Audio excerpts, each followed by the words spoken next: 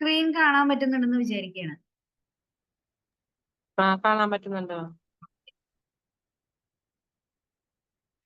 So നമ്മളിന്ന് തുടങ്ങാൻ പോകുന്ന നമ്മുടെ ടോപ്പിക്ക് കാലാവസ്ഥ. ഈ ക്ലൈമറ്റ്, കാലാവസ്ഥ എന്ന് പറഞ്ഞു കഴിഞ്ഞാൽ നമ്മൾ എന്താ ഉദ്ദേശിക്കുന്നത്? ക്ലൈമറ്റ് എന്ന് പറഞ്ഞാൽ എന്താ ഉദ്ദേശിക്കുക?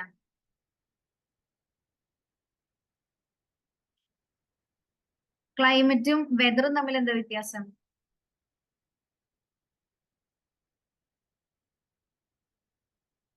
നമ്മുടെ ഫോണിലൊക്കെ നമ്മൾ കാണുന്ന നോട്ടിഫിക്കേഷൻ വെതർ നോട്ടിഫിക്കേഷൻ ആണ്.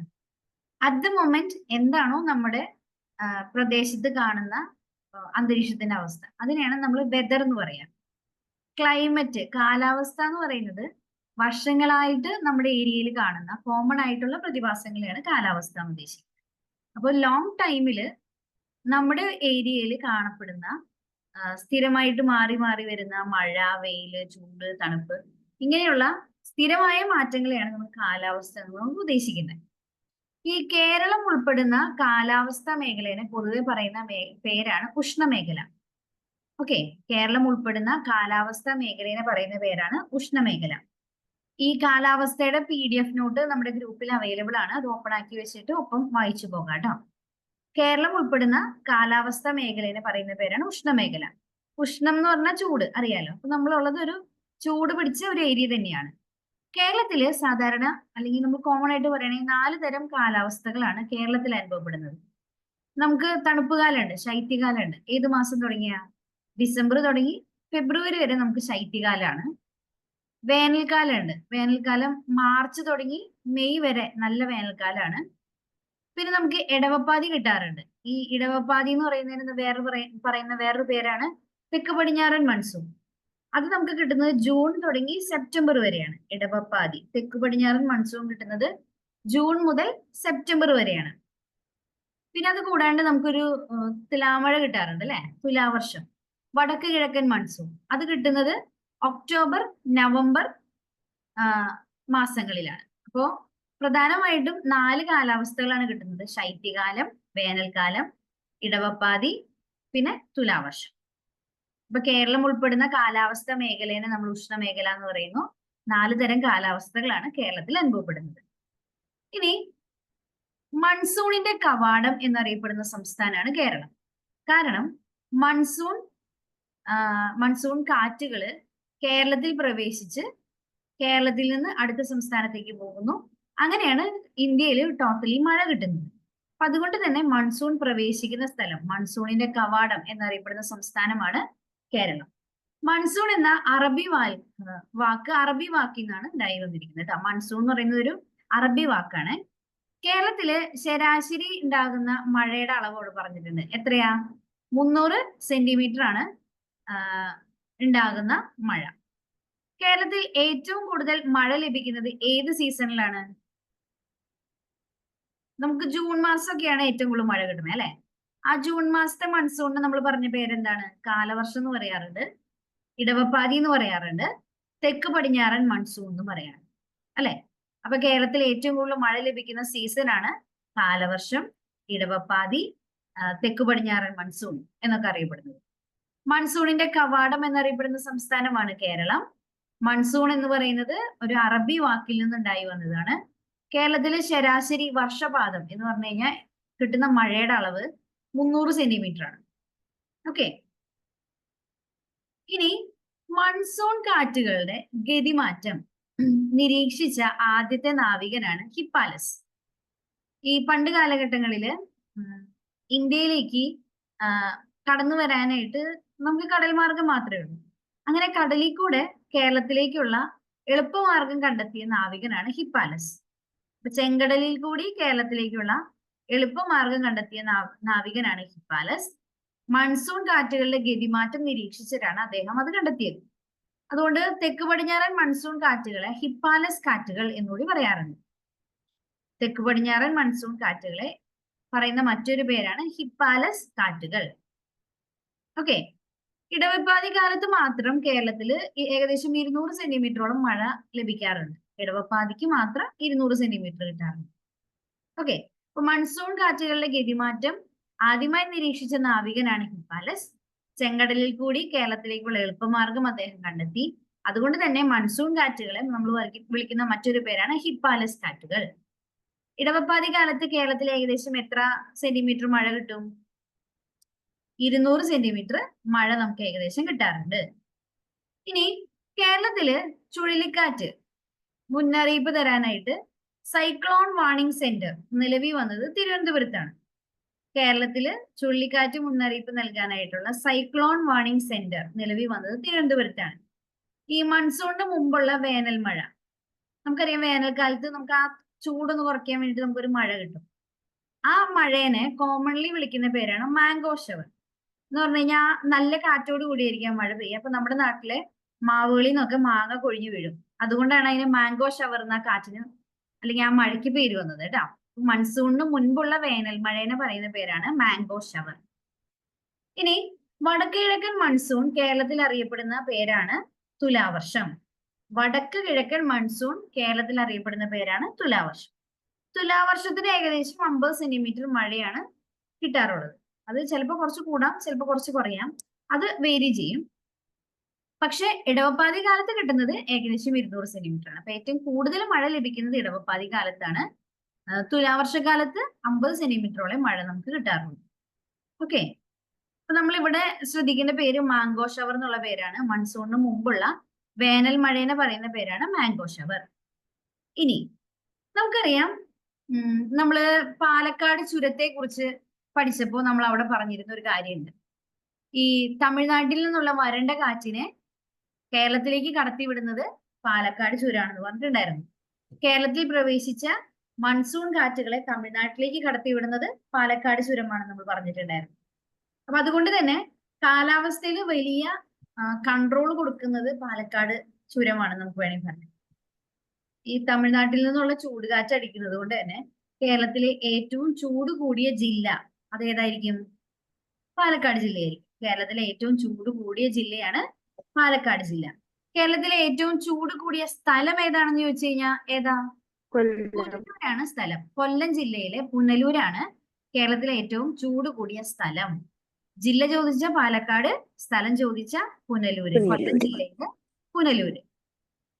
ഇനി ദക്ഷിണേന്ത്യയിലെ കാലാവസ്ഥ നിർണ്ണയിക്കുന്നതിൽ പ്രധാന പങ്ക് വഹിക്കുന്ന ചുരമാണ് പാലക്കാട് ചുരം. വേനൽക്കാലത്ത് തമിഴ്നാട്ടിൽ നിന്നുള്ള വരണ്ട കാറ്റ് പാലക്കാട്, ആര്യങ്കാവ് ചുരങ്ങളിലൂടെ കേരളത്തിലേക്ക് വരുന്നു. അതുകൊണ്ടാണ് കേരളത്തിന്റെ പല പ്രദേശങ്ങളിലും ചൂട് കൂടുതലായിട്ട് അനുഭവപ്പെടുന്നത്. ഇനി ചിറാപുഞ്ചിയുടെ പ്രത്യേകത എന്താ? ചിറാപുഞ്ചി ഒരു ആസാമിലെ ഒരു സ്ഥലമാണ് അല്ലെ? ആസാമാണ് മേഘാലയാണ്? മേഘാലയയിലാണ്. മേഘാലയയിലെ ഒരു സ്ഥലമാണ് ചിറാപുഞ്ചി. ചിറാപുഞ്ചിയുടെ പ്രത്യേകത എന്താ? ഏറ്റവും കൂടുതൽ മഴ ലഭിക്കുന്ന സ്ഥലങ്ങളിൽ ഒന്നാണ് ചിറാപുഞ്ചി. ഇപ്പൊ ഏറ്റവും കൂടുതൽ മഴ ലഭിക്കുന്ന ഇന്ത്യയിലെ സ്ഥലം മൗസിൻറാം ആണ്. പക്ഷെ പണ്ട് കുറച്ചു കാലം മുമ്പ് വരെ അത് ഏതായിരുന്നു? ചിറാപുഞ്ചി ആയിരുന്നു. അതുകൊണ്ട് കേരളത്തിന്റെ ചിറാപുഞ്ചി എന്ന് പറഞ്ഞു കഴിഞ്ഞാൽ കേരളത്തിൽ ഏറ്റവും കൂടുതൽ മഴ ലഭിക്കുന്ന സ്ഥലം അത് ഏതായിരിക്കും? അവിടെ ഉത്തരം തന്നിട്ടുണ്ട്, ലക്കിടി. വയനാട്ടിലെ ലക്കിടി എന്ന് പറഞ്ഞ സ്ഥലത്താണ് ഏറ്റവും കൂടുതൽ മഴ കേരളത്തിൽ ലഭിക്കാറുള്ളത്. അതുകൊണ്ട് കേരളത്തിന്റെ ചിറാപുഞ്ചി എന്നറിയപ്പെടുന്ന സ്ഥലമാണ് ലക്കിടി. ഇനി കേരളത്തിലെ മഴ നിഴൽ പ്രദേശം അത് ചിന്നാറാണ്. ഇടുക്കിയിലെ ചിന്നാർ. എന്താണ് ഈ മഴ നിഴൽ പ്രദേശം എന്ന് പറഞ്ഞുകൊണ്ട് ഉദ്ദേശിക്കുന്നത്? അറിയാമോ? മഴ നിഴൽ പ്രദേശം എന്ന് പറഞ്ഞാൽ എന്താണ്?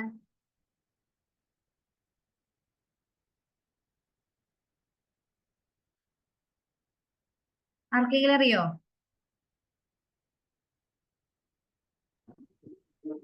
ഇല്ല. നമുക്കറിയാം നമ്മുടെ നാടുകളിലൊക്കെ കുന്നുകൾ കാണാം അല്ലെ? ഈ നല്ലപോലെ മരങ്ങളൊക്കെയുള്ള കുന്നുകളിലെ ശരിക്കുള്ള ഡ്യൂട്ടി എന്താ? മഴമേഘങ്ങളെ തടഞ്ഞു നിർത്തി മഴ പെയ്യിക്കുക എന്നുള്ളതാണ്. അപ്പോ ഒരു എൻഡില് മഴ പെയ്യുമ്പോ ആ മലയുടെ തന്നെ അപ്പുറത്തെ സൈഡിലെ അവസ്ഥ എന്തായിരിക്കും? മഴ പെയ്യോ അവിടെ? പറഞ്ഞത് ക്ലിയർ ആണോ? നമ്മള് കേരളത്തിനെ ഫേസ് ചെയ്ത് നിൽക്കുന്ന ഒരു സ്ഥലത്ത് നല്ലൊരു വലിയ മലയുണ്ട്. മലയിൽ നിറച്ച് എന്താ പറയാ, നിറച്ച് മരങ്ങളൊക്കെ നിൽക്കുകയാണ്. ആ മരങ്ങള് മഴമേഘങ്ങളെ തടഞ്ഞു നിർത്തി മഴ പെയ്ച്ചുകൊണ്ടിരിക്കുകയാണ്. അപ്പൊ ഇതേ മലയുടെ അപ്പുറത്തെ സൈഡിൽ എന്തായിരിക്കും സംഭവിക്കുക? അവിടെ മഴ പെയ്യില്ല. കാരണം എന്താ? അങ്ങോട്ടേക്ക് മഴമേഘങ്ങൾ കടന്നു വരുന്നില്ല. ഓൾറെഡി അതിന് തൊട്ട് മുമ്പ് തന്നെ ബ്ലോക്ക് ചെയ്തിട്ട് മഴ പെയ്തുകൊണ്ടിരിക്കുകയാണ്. അപ്പൊ ഇങ്ങനെ ഒരു മലയുടെ അപ്പുറവും ഇപ്പുറവും തമ്മിൽ മഴ പെയ്യുന്ന അളവിൽ വ്യത്യാസം വരും. ഒരു സൈഡിൽ നല്ലോണം മഴ പെയ്യുമ്പോൾ അപ്പുറത്തെ സൈഡിൽ മഴ കുറവായിരിക്കും. ഇങ്ങനെ മഴ ഒരു നിഴല് പോലെ മാത്രം, അല്ലെങ്കിൽ നിഴലിന്റെ എഫക്റ്റിൽ മാത്രം കിട്ടുന്ന സ്ഥലങ്ങളെയാണ് നമ്മൾ മഴ നിഴൽ പ്രദേശം എന്ന് പറഞ്ഞാൽ മഴ കുറവുള്ള സ്ഥലം അത്ര ഉദ്ദേശിക്കുന്നുള്ളൂ കേട്ടോ. അങ്ങനെ കേരളത്തിലെ കാണപ്പെടുന്ന മഴ നിഴൽ പ്രദേശമാണ് ചിന്നാർ. ചിന്നാർ ഒരു വന്യജീവി സങ്കേതം കൂടിയാണ് കേട്ടോ. ഇടുക്കി ജില്ലയിലെ സ്ഥലമാണ് ചിന്നാർ. ഇപ്പൊ കേരളത്തിലെ ഏറ്റവും ചൂട് കൂടിയ ജില്ലയാണ് പാലക്കാട് ജില്ല. കേരളത്തിലെ ഏറ്റവും ചൂട് കൂടിയ സ്ഥലം പുനലൂരാണ്. ഇനി കേരളത്തിലെ ചിറാപുഞ്ചി എന്നറിയപ്പെടുന്ന സ്ഥലമാണ് ലക്കിടി, വയനാട് ജില്ലയിലെ ലക്കിടി. കേരളത്തിലെ മഴ നിഴൽ പ്രദേശമാണ് ചിന്നാർ, ഇടുക്കിയിലെ ചിന്നാർ. ഇതുവരെ പറഞ്ഞത് ക്ലിയർ ആണോ?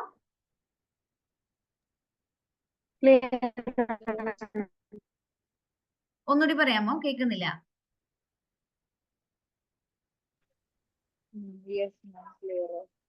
ക്ലിയർ ആണ്. ഓക്കെ. സിമിയും ക്ലിയർ ആണെന്ന് തന്നെയാണോ പറഞ്ഞത്? അത് സംശയമാണോ ചോദിച്ചത്? അല്ല ക്ലിയർ ആണ്. Okay okay. നമുക്ക് അടുത്ത സ്ലൈഡിലേക്ക് പോവാം അല്ലെ.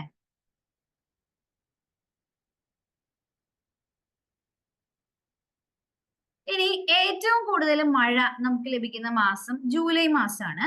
ഏറ്റവും കുറവ് മഴ നമുക്ക് ലഭിക്കുന്ന മാസം ഏതാണ്? ജനുവരി മാസമാണ്. ഏറ്റവും കൂടുതൽ മഴ ജൂലൈ മാസം, കുറവ് മഴ ലഭിക്കുന്നത് ജനുവരി മാസമാണ്. ഏറ്റവും കൂടുതൽ മഴ ലഭിക്കുന്ന ജില്ല ഏതാണെന്ന് ചോദിച്ചു കഴിഞ്ഞാൽ ഏത് ഉത്തരം പറയേണ്ടത്? കോഴിക്കോട് ജില്ലയാണ് ഏറ്റവും കൂടുതൽ മഴ ലഭിക്കുന്ന ജില്ല. നമ്മള് ഏറ്റവും കൂടുതൽ മഴ ലഭിക്കുന്ന സ്ഥലം ഏതാന്ന് പറഞ്ഞു? ഏതായിരുന്നു ഏറ്റവും കൂടുതൽ മഴ ലഭിക്കുന്ന സ്ഥലം? ഇതെവിടെയുണ്ട്? ലക്കിടി. ഏറ്റവും കൂടുതൽ മഴ ലഭിക്കുന്ന ജില്ലയാണ് കോഴിക്കോട് ജില്ല. ഏറ്റവും കുറവ് മഴ ലഭിക്കുന്ന ജില്ലയാണ് തിരുവനന്തപുരം. കേരളത്തിലെ ഏറ്റവും കൂടുതൽ മഴ ലഭിക്കുന്ന പ്രദേശം എന്നറിയപ്പെടുന്നത് നേര്യമംഗലാണ് കേട്ടോ. നേര്യമംഗലം എറണാകുളം ജില്ലയിലെ. അതുപോലെ തന്നെ ചിറാപുഞ്ചി എന്നറിയപ്പെടുന്ന സ്ഥലമാണ്. ഏതാണ് ചിറാപുഞ്ചി എന്നറിയപ്പെടുന്നത്? ലക്കിടിയാണ് ചിറാപുഞ്ചി എന്നറിയപ്പെടുന്നത് കേട്ടോ. ഇതൊക്കെ അങ്ങോട്ടും ഇങ്ങോട്ടും മാറി മാറി ചോദിക്കുന്ന ചോദ്യങ്ങളാണ്. കുറച്ച് കൺഫ്യൂസിങ് ആവാൻ ചാൻസ് ഉണ്ട് കേട്ടോ. അപ്പൊ ഈ ഒരു ഏറ്റവും കൂടുതൽ ചൂട് കൂടിയ സ്ഥലം, ഏറ്റവും കൂടുതൽ ചൂട് കൂടിയ ജില്ല, കേരളത്തിന്റെ ചിറാപുഞ്ചി, മഴ നിഴൽ പ്രദേശം, ഏറ്റവും കൂടുതൽ മഴ ലഭിക്കുന്ന ജില്ല, ഏറ്റവും കുറവ് മഴ ലഭിക്കുന്ന ജില്ല, ഏറ്റവും കൂടുതൽ മഴ ലഭിക്കുന്ന പ്രദേശം, ഇങ്ങനത്തെ ചോദ്യങ്ങളൊക്കെ മാറി മാറി ചോദിക്കുന്നത് കൊണ്ട് തെറ്റിക്കും. അതുകൊണ്ട് ഒന്ന് ശ്രദ്ധിച്ച് നല്ലോണം 2-3 തവണ ഒന്ന് വായിച്ചു പഠിക്കണത്. കേരളത്തിലെ ഏറ്റവും കൂടുതൽ മഴ ലഭിക്കുന്ന ജില്ല കോഴിക്കോട്, കുറവ് ലഭിക്കുന്നത് തിരുവനന്തപുരമാണ്. ഏറ്റവും കൂടുതൽ മഴ ലഭിക്കുന്ന സ്ഥലം ചോദിച്ചു കഴിഞ്ഞാൽ ഉത്തരം എഴുതേണ്ടത് നേര്യമംഗലം, എറണാകുളം ജില്ല. ഏറ്റവും കുറവ് മഴ ലഭിക്കുന്ന പ്രദേശം ചിന്നാറാണ്. നമ്മൾ പറഞ്ഞിട്ടുണ്ടായി ചിന്നാറിന്റെ ഒരു പ്രത്യേകത മഴ നിഴൽ പ്രദേശമാണ്. ഒരു മലയുടെ അതർ എൻഡിലാണ്, അപ്പുറത്തെ സൈഡിലാണ് ചിന്നാറുള്ളത്. അപ്പൊ അവിടെ എന്ത് കിട്ടുന്നില്ല? മഴ കിട്ടുന്നില്ല. അതുകൊണ്ട് തന്നെ ഏറ്റവും കുറവ് മഴ ലഭിക്കുന്ന പ്രദേശങ്ങളിൽ ഒന്നാണ് ചിന്നാർ. ക്ലിയർ ആണെന്ന് വിചാരിക്കുന്നു. അപ്പൊ നമ്മൾ ഇതുവരെ പറഞ്ഞത് ക്ലൈമറ്റിന്റെ കുറച്ച് പ്രത്യേകതകളാണ്. നമുക്ക് പ്രധാനമായിട്ടും 4 തരം ക്ലൈമറ്റുകളാണ് കിട്ടാറുള്ളത്. ഏതൊക്കെയാ? ശൈത്യകാലം കിട്ടാറുണ്ട്, വേനൽക്കാലം കിട്ടാറുണ്ട്, ഇടവപ്പാതി കിട്ടാറുണ്ട്, പിന്നെ തുലാവർഷം കിട്ടാറുണ്ട് അല്ലെ. അങ്ങനെ ടോട്ടൽ 4 ടൈപ്പ് ഓഫ് ക്ലൈമറ്റുകളാണ് കാണാറുള്ളത്.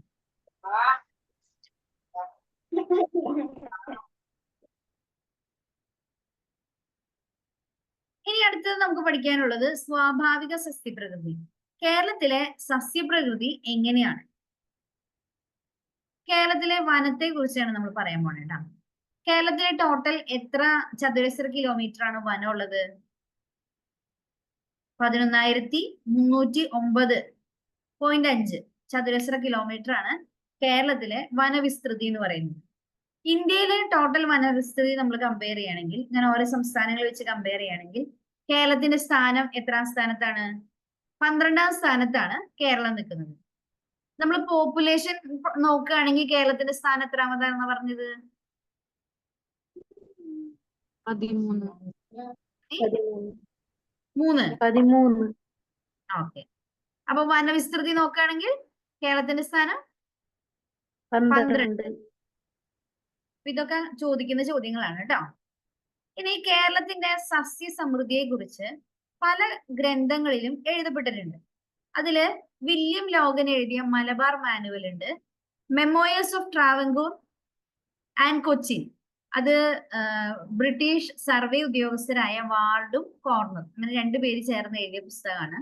ഈ രണ്ട് പുസ്തകങ്ങളിലും കേരളത്തിൽ കാണുന്ന സസ്യങ്ങളെ കുറിച്ച്, അവരുടെ പ്രത്യേകതകൾ, മരങ്ങള്, ഇതിന്റെ പ്രത്യേകതകൾ, ഇതിൽ ഔഷധ ഗുണമുള്ളത് ഏതൊക്കെ, അങ്ങനത്തെ പല പല കാര്യങ്ങൾ മെൻഷൻ ചെയ്തു പോയിട്ടുണ്ട്. അപ്പൊ ആ രണ്ട് ഗ്രന്ഥങ്ങളും വളരെ ഇമ്പോർട്ടന്റ് ആണ്. മലബാർ മാനുവൽ എഴുതിയത് വില്യം ലോഗൻ ആണ്, മെമ്മോയേഴ്സ് ഓഫ് ട്രാവൻകൂർ ആൻഡ് കൊച്ചിൻ എഴുതിയത് വാർഡും കോർണറും ചേർന്നിട്ടാണ്. ഓക്കെ. ഇനി കേരളത്തിൽ ഏറ്റവും കൂടുതൽ കാണപ്പെടുന്ന, നമുക്കറിയാം നമ്മളിവിടെ കാടുകളുണ്ട് അല്ലെ, ഏത് ടൈപ്പ് വനങ്ങളാണ് കേരളത്തിൽ ഏറ്റവും കൂടുതൽ കാണുന്നത്? കേരളത്തിൽ കാണപ്പെടുന്ന വനങ്ങളെ വിളിക്കുന്ന പേരാണ് മൺസൂൺ വനങ്ങൾ, അല്ലെങ്കിൽ വിളിക്കുന്ന വേറൊരു പേരാണ് ഉപോഷ്ണ ആർദ്ര ഇലപൊഴിയും കാടുകൾ. ഇലപൊഴിയും കാടുകളുടെ പ്രത്യേകത എന്താ? അത് മഴക്കാലം ആവുമ്പോൾ നല്ലോണം തളിരിട്ട് വളരും. വേനൽക്കാലം ആവുമ്പോൾ ജലത്തിന്റെ ലഭ്യത കുറവായതുകൊണ്ട് എന്ത് ചെയ്യാൻ തുടങ്ങും? ഇലകൾ ഇങ്ങനെ കൊഴിച്ച് ആ വെള്ളത്തിന്റെ യൂട്ടിലൈസേഷൻ മിനിമൈസ് ചെയ്യാൻ വേണ്ടിയിട്ട് ഇല കൊഴിച്ച് കളയും. അതുകൊണ്ടാണ് നമ്മുടെ കേരളത്തിൽ കാണുന്ന വനങ്ങളെ ഉപോഷ്ണ ആർദ്ര ഇല പൊഴിയും വനങ്ങൾ എന്നും വിശേഷിപ്പിക്കുന്നത്.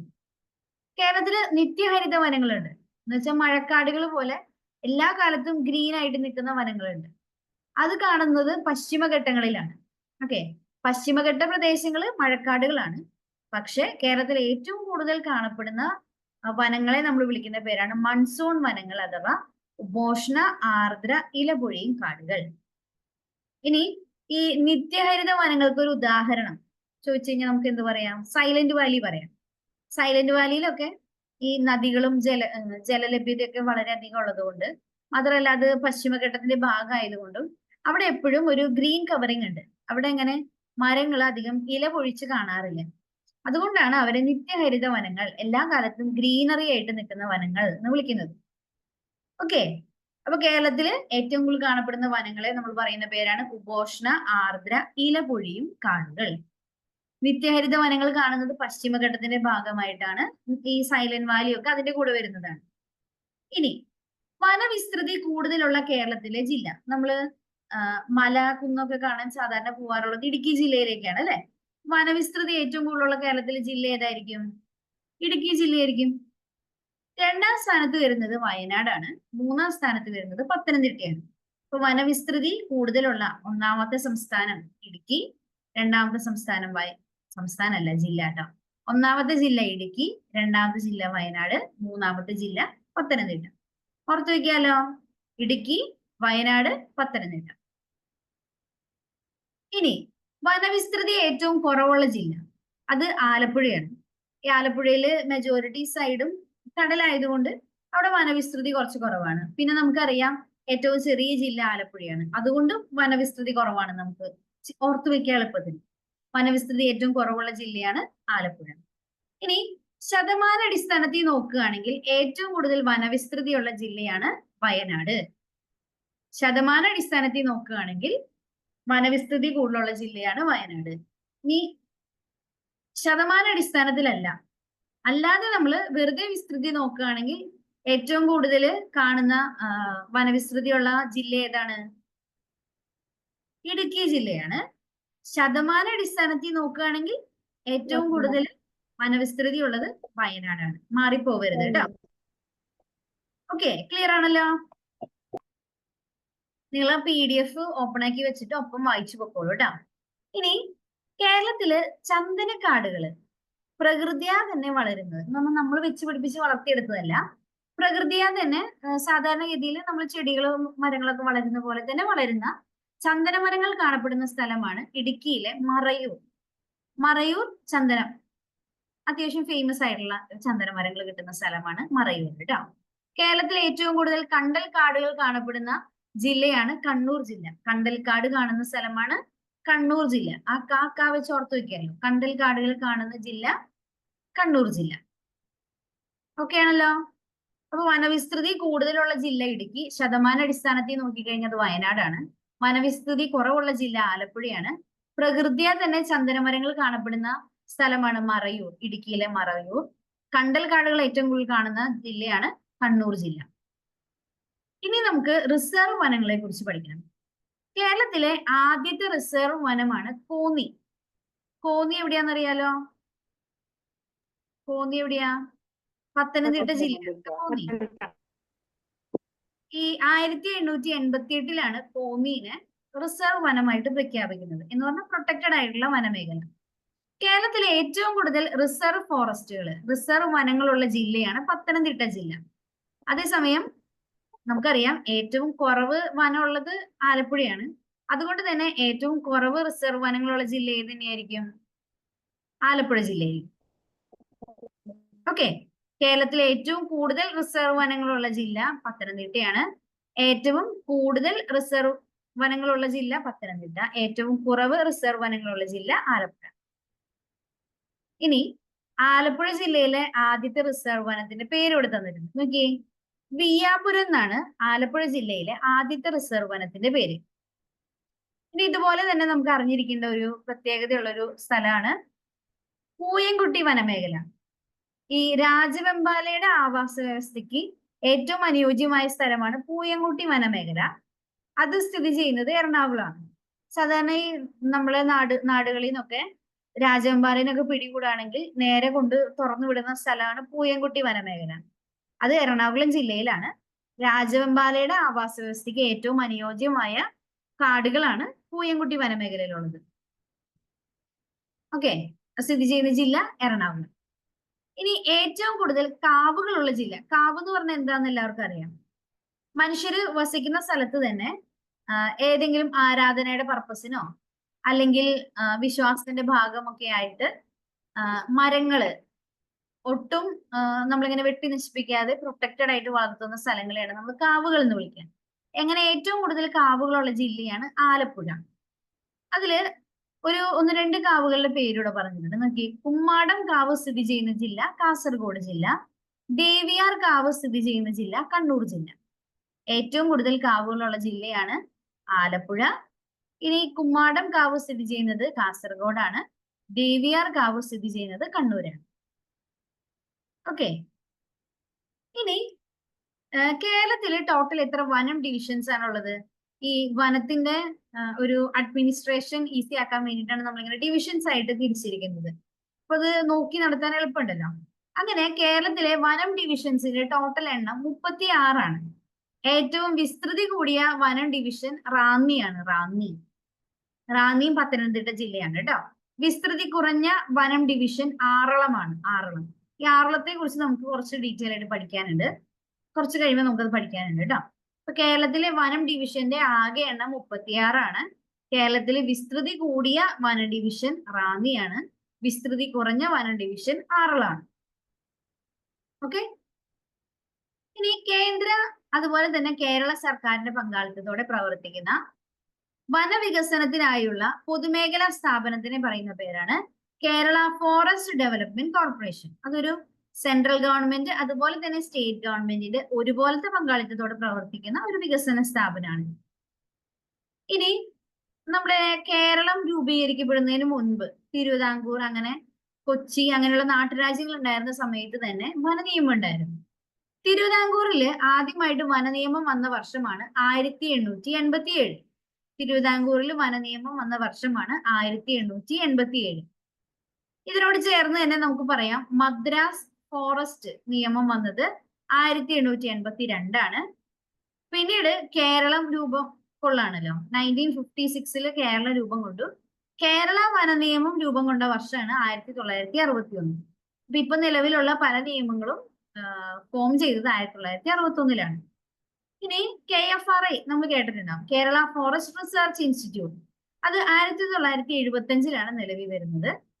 ഇനി ചില മരങ്ങൾ നമ്മൾ പ്രൊട്ടക്ട് ചെയ്യണം എന്നൊക്കെ പറഞ്ഞിട്ട് കേരള വൃക്ഷ സംരക്ഷണ നിയമം അത് ഗവൺമെന്റ് പാസ്സാക്കിയത് 1986. ഇതിൽ സാധാരണ ചോദിക്കാറുള്ള ചോദ്യം കേരള വന നിയമം പാസ്സാക്കിയ വർഷവും തിരുവിതാംകൂറിൽ വന നിയമം വന്ന വർഷമാണ് കേട്ടോ. അപ്പൊ അത് രണ്ടും ഒന്ന് പ്രത്യേകം നോട്ട് ചെയ്ത് വെച്ചോളൂ. കേരള വന നിയമം വന്നത് 1961-ലാണ്. തിരുവിതാംകൂർ വന നിയമം വന്നത് 1887-ലാണ്. ക്ലിയർ ആണെന്ന് വിചാരിക്കുന്നു.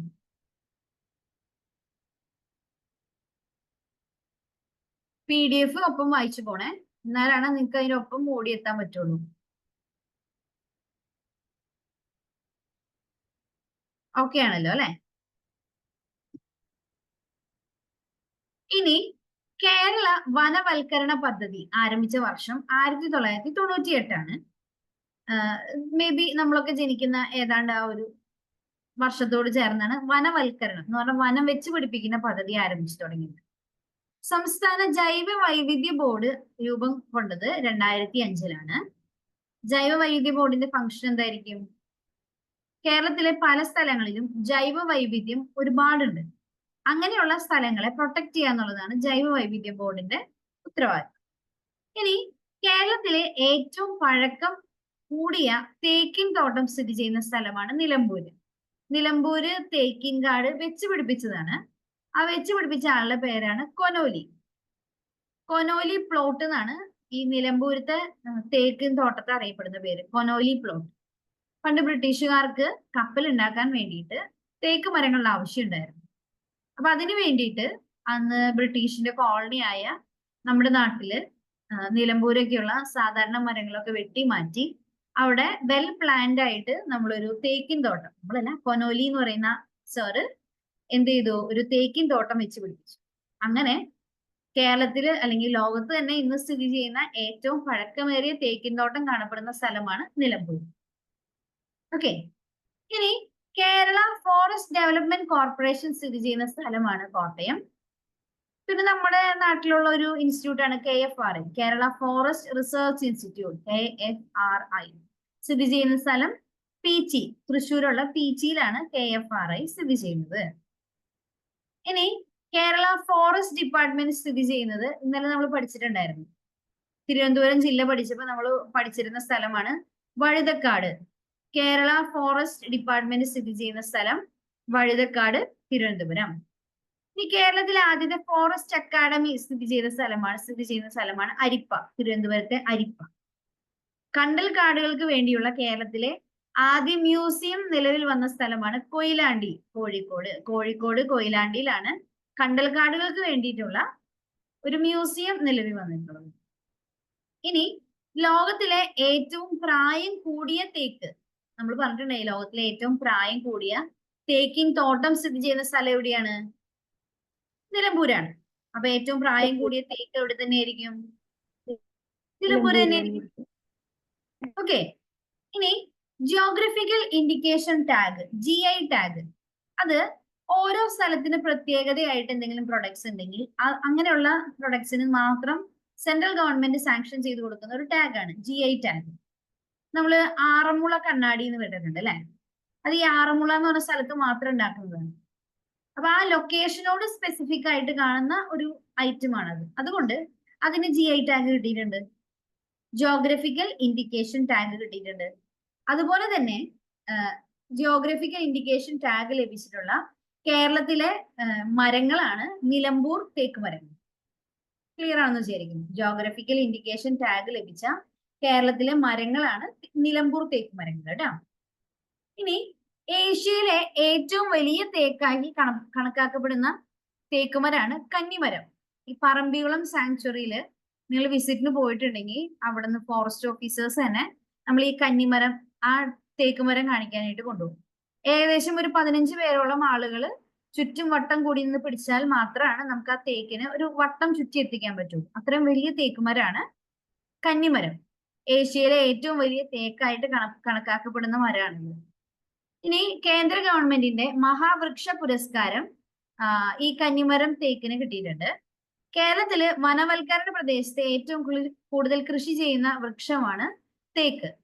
തേക്ക് മരമാണ് വനവൽക്കരണ പ്രദേശം എന്ന് വെച്ചാൽ കാട് വെച്ച് പിടിപ്പിച്ച പ്രദേശങ്ങളിൽ ഏറ്റവും കൂടുതൽ കൃഷി ചെയ്യുന്നത്. രണ്ടാമത് യൂക്കാലിപ്റ്റസ് ആണ്.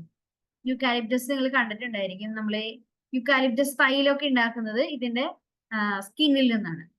അപ്പൊ ഈ യൂക്കാലി മരങ്ങളാണ് രണ്ടാമത് ഏറ്റവും കൂടുതൽ വെച്ച് പിടിപ്പിച്ചിരിക്കുന്നത്. വനവൽക്കരണ പ്രദേശത്തെ ഏറ്റവും കൂടുതൽ കൃഷി ചെയ്ത വൃക്ഷമാണ് തേക്ക്.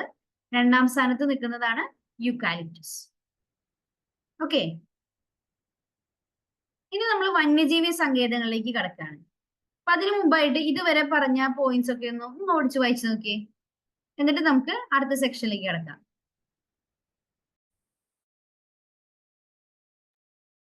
ഒന്ന് ഓടിച്ചു വായിച്ചു നോക്കുക, എന്നിട്ട് നമുക്ക് അടുത്ത സെക്ഷനിലേക്ക് കിടക്കാം.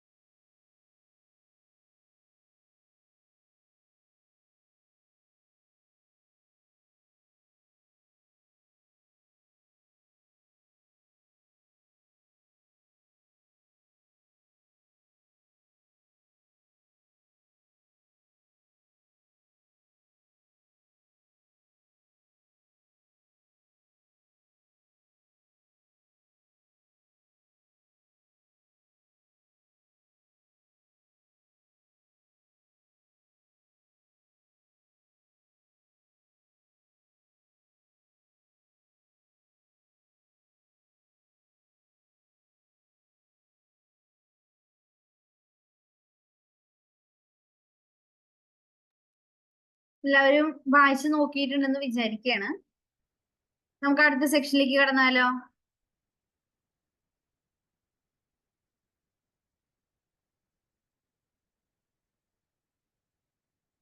നമുക്ക് അടുത്ത് നോക്കാനുള്ളത് വന്യജീവി സങ്കേതങ്ങളെ കുറിച്ചാണ്. ഇതൊക്കെ ഈ കാലാവസ്ഥ, കാട് ഇതുമൊക്കെ ആയിട്ട് ചേർന്ന് വരുന്നത് കൊണ്ടാണ് ഒന്നിച്ച് പറഞ്ഞു പോകുന്നത് കേട്ടോ. കേരളത്തില് ടോട്ടൽ 18 വന്യജീവി സങ്കേതങ്ങളാണ് ഉള്ളത്. ഏറ്റവും കൂടുതൽ കാട് കാണുന്നത് എവിടെയാണ്, ഏത് ജില്ലയിലാണെന്ന് നമ്മൾ പറഞ്ഞത്? ഇടുക്കി ജില്ലയിലാണ്. അപ്പൊ അതുകൊണ്ട് തന്നെ ഏറ്റവും കൂടുതൽ വന്യജീവി സങ്കേതങ്ങളും കാണപ്പെടുന്നത് എവിടെ തന്നെയാണ്? ഇടുക്കിയിലാണ്. ഓക്കെ, ഏറ്റവും അവസാനമായിട്ട് 2019 നിലവിൽ വന്ന വന്യജീവി സങ്കേതമാണ് കരിമ്പുഴ വന്യജീവി സങ്കേതം. ഇതിനെ ന്യൂ അമരമ്പലം വന്യജീവി സങ്കേതം എന്നുകൂടി പറയാറുണ്ട് കേട്ടോ. ന്യൂ അമരമ്പലം വന്യജീവി സങ്കേതം എന്നുകൂടി ഇതിന് പേരുണ്ട്.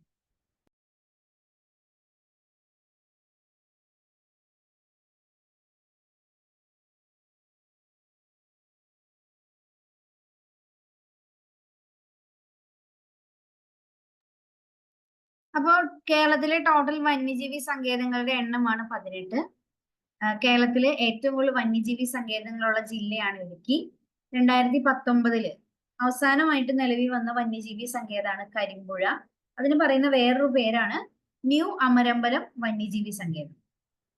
ഓക്കെ, ഇനി വന്യജീവി സങ്കേതങ്ങളുടെ ഏകദേശം ഒരു ലിസ്റ്റാണ് ഇവിടെ തന്നിരിക്കുന്നത് കേട്ടോ.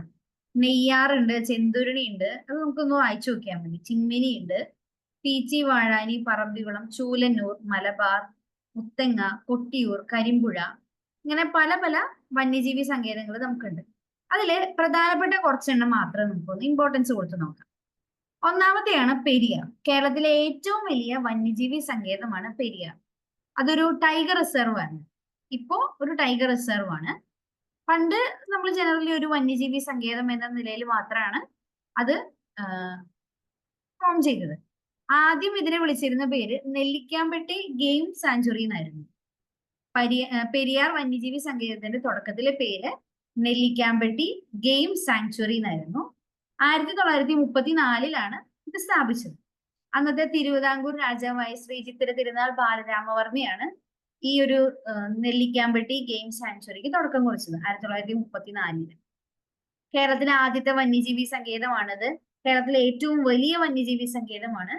കേരളത്തിൽ പ്രഖ്യാപിക്കപ്പെട്ട ആദ്യത്തെ കടുവ വന്യജീവി സങ്കേതമാണ്. പെരിയാർ ടൈഗർ റിസർവ് എന്നാണല്ലോ അതിന്റെ പേര് വരുന്നത്.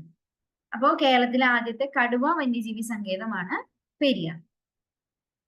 ഇനി ഇന്ത്യയിലെ 10ാമതായിട്ട് പ്രഖ്യാപിച്ച വന്യജീവി സങ്കേതമാണ് പെരിയാർ. പെരിയാർ വന്യജീവി സങ്കേതം എന്ന് പറയുന്നത് ഇന്ത്യയിലെ 10ാമത്തെയാണ്, കേരളത്തിലെ ആദ്യത്തെയാണ്. ഓക്കെ, ഈ നെല്ലിക്കാമ്പട്ടി ഗെയിം സാങ്ച്വറിയുടെ ആദ്യത്തെ വാർഡൻ ആയിരുന്നത് SCH റോബിൻസൺ ആണ്. അതൊരു ബ്രിട്ടീഷുകാരനാണ്. ആളായിരുന്നു നെല്ലിക്കാമ്പട്ടി ഗെയിം സാങ്ച്വറിയുടെ ആദ്യത്തെ വാർഡൻ ആയിട്ട് വന്നത്. ഈ പെരിയാർ വന്യജീവി സങ്കേതത്തിന് നമ്മൾ വിളിക്കുന്ന വേറൊരു പേരാണ് തേക്കടി വന്യജീവി സങ്കേതം. തേക്കടി. പെരിയാർ കടുവ സംരക്ഷിത പ്രദേശം സ്ഥിതി ചെയ്യുന്ന ജില്ലകള് ഇടുക്കി, പത്തനംതിട്ടയാണ്. ഈ 2 ജില്ലകളിലാണ് ഇത് വ്യാപിച്ചു കിടക്കുന്നത്. താലൂക്ക് നോക്കുകയാണെങ്കിൽ പീരുമേട് താലൂക്കിലാണ്. ഏകദേശം 925 സ്ക്വയർ കിലോമീറ്റർ ആണ് പെരിയാർ ടൈഗർ റിസർവിന്റെ ഏരിയ വരുന്നത്. 925 സ്ക്വയർ കിലോമീറ്റർ. ഇനി 1950 പെരിയാർ ഒരു വന്യജീവി സങ്കേതമായിട്ട് പ്രഖ്യാപിച്ചത്. അതിനെ ടൈഗർ റിസർവ് ആയിട്ട് പ്രഖ്യാപിച്ചത് 1978 പെരിയാർ വന്യജീവി സങ്കേതത്തിന്റെ കോർ പ്രദേശത്തെ ദേശീയ ഉദ്യാനമായിട്ട് പ്രഖ്യാപിച്ചിട്ടുണ്ട്. ഈ കോർ പ്രദേശം എന്ന് പറഞ്ഞാൽ എന്താ? കോർ പ്രദേശം എന്ന് പറഞ്ഞു കഴിഞ്ഞാൽ ഏറ്റവും സെന്ററിൽ കാണപ്പെടുന്ന മനുഷ്യന്റെ വാസം ഒട്ടുമില്ലാത്ത, മനുഷ്യന്മാര് തീരെ കടന്നു ചെല്ലാത്ത സ്ഥലത്തിനെയാണ് നമ്മൾ കോർ പ്രദേശം എന്ന് പറയാ. അതൊരു ദേശീയ ഉദ്യാനമായിട്ട് പ്രഖ്യാപിച്ചിട്ടുണ്ട്, എന്ന് പറഞ്ഞാൽ നാഷണൽ പാർക്ക് ആയിട്ട് പ്രഖ്യാപിച്ചിട്ടുണ്ട്. ഓക്കെ, അങ്ങനെ 1982 നാഷണൽ പാർക്കായിട്ട് അത് പ്രഖ്യാപിക്കപ്പെടുന്നത്. ഇനി പ്രൊജക്ട് എലിഫന്റ് എന്ന് പറയുന്നതിന്റെ കീഴിലേക്ക് പെരിയാർ വന്യജീവി സങ്കേതത്തിനെ മാറ്റിയിട്ടുണ്ടായിരുന്നു. അത് 1992 ഇങ്ങനെ ഗവൺമെന്റ് മാറി മാറി വരുന്ന അനുസരിച്ച് നമ്മുടെ പ്രൊജക്ടുകളുടെ പേരുകളൊക്കെ അങ്ങോട്ട് ഇങ്ങോട്ടൊക്കെ മാറുന്നേ ഉള്ളൂ കേട്ടോ. പെരിയാർ ഒരു വന്യജീവി സങ്കേതമായിട്ട് പ്രഖ്യാപിച്ചത് 1950 അതൊരു ടൈഗർ റിസർവ് ആയിട്ട് മാറിയത് 1978 അതിന്റെ കോർ പ്രദേശത്തെ നാഷണൽ പാർക്കായിട്ട്, ദേശീയ ഉദ്യാനമായിട്ട് പ്രഖ്യാപിച്ചത് 1982 പിന്നെ അതിനെ പ്രൊജക്ട് എലഫന്റിന്റെ കീഴിലേക്ക് കൊണ്ടുവന്നത് 1992 ഓക്കെ, കുറച്ച് വർഷങ്ങളാണ് നമ്മളിപ്പോ പറഞ്ഞത്. ഇനി പെരിയാർ ടൈഗർ റിസർവിനുള്ളില് തമിഴ്നാട് അതിർത്തിയോട് ചേർന്ന് കിടക്കുന്ന കേരളത്തിലെ ഒരു ആരാധനാലയമാണ് മംഗളാദേവി ക്ഷേത്രം. ഈ ക്ഷേത്രത്തിന്റെ പ്രത്യേകതകൾ എന്തെങ്കിലും അറിയോ? മംഗളാദേവി ക്ഷേത്രത്തിന്റെ പ്രത്യേകത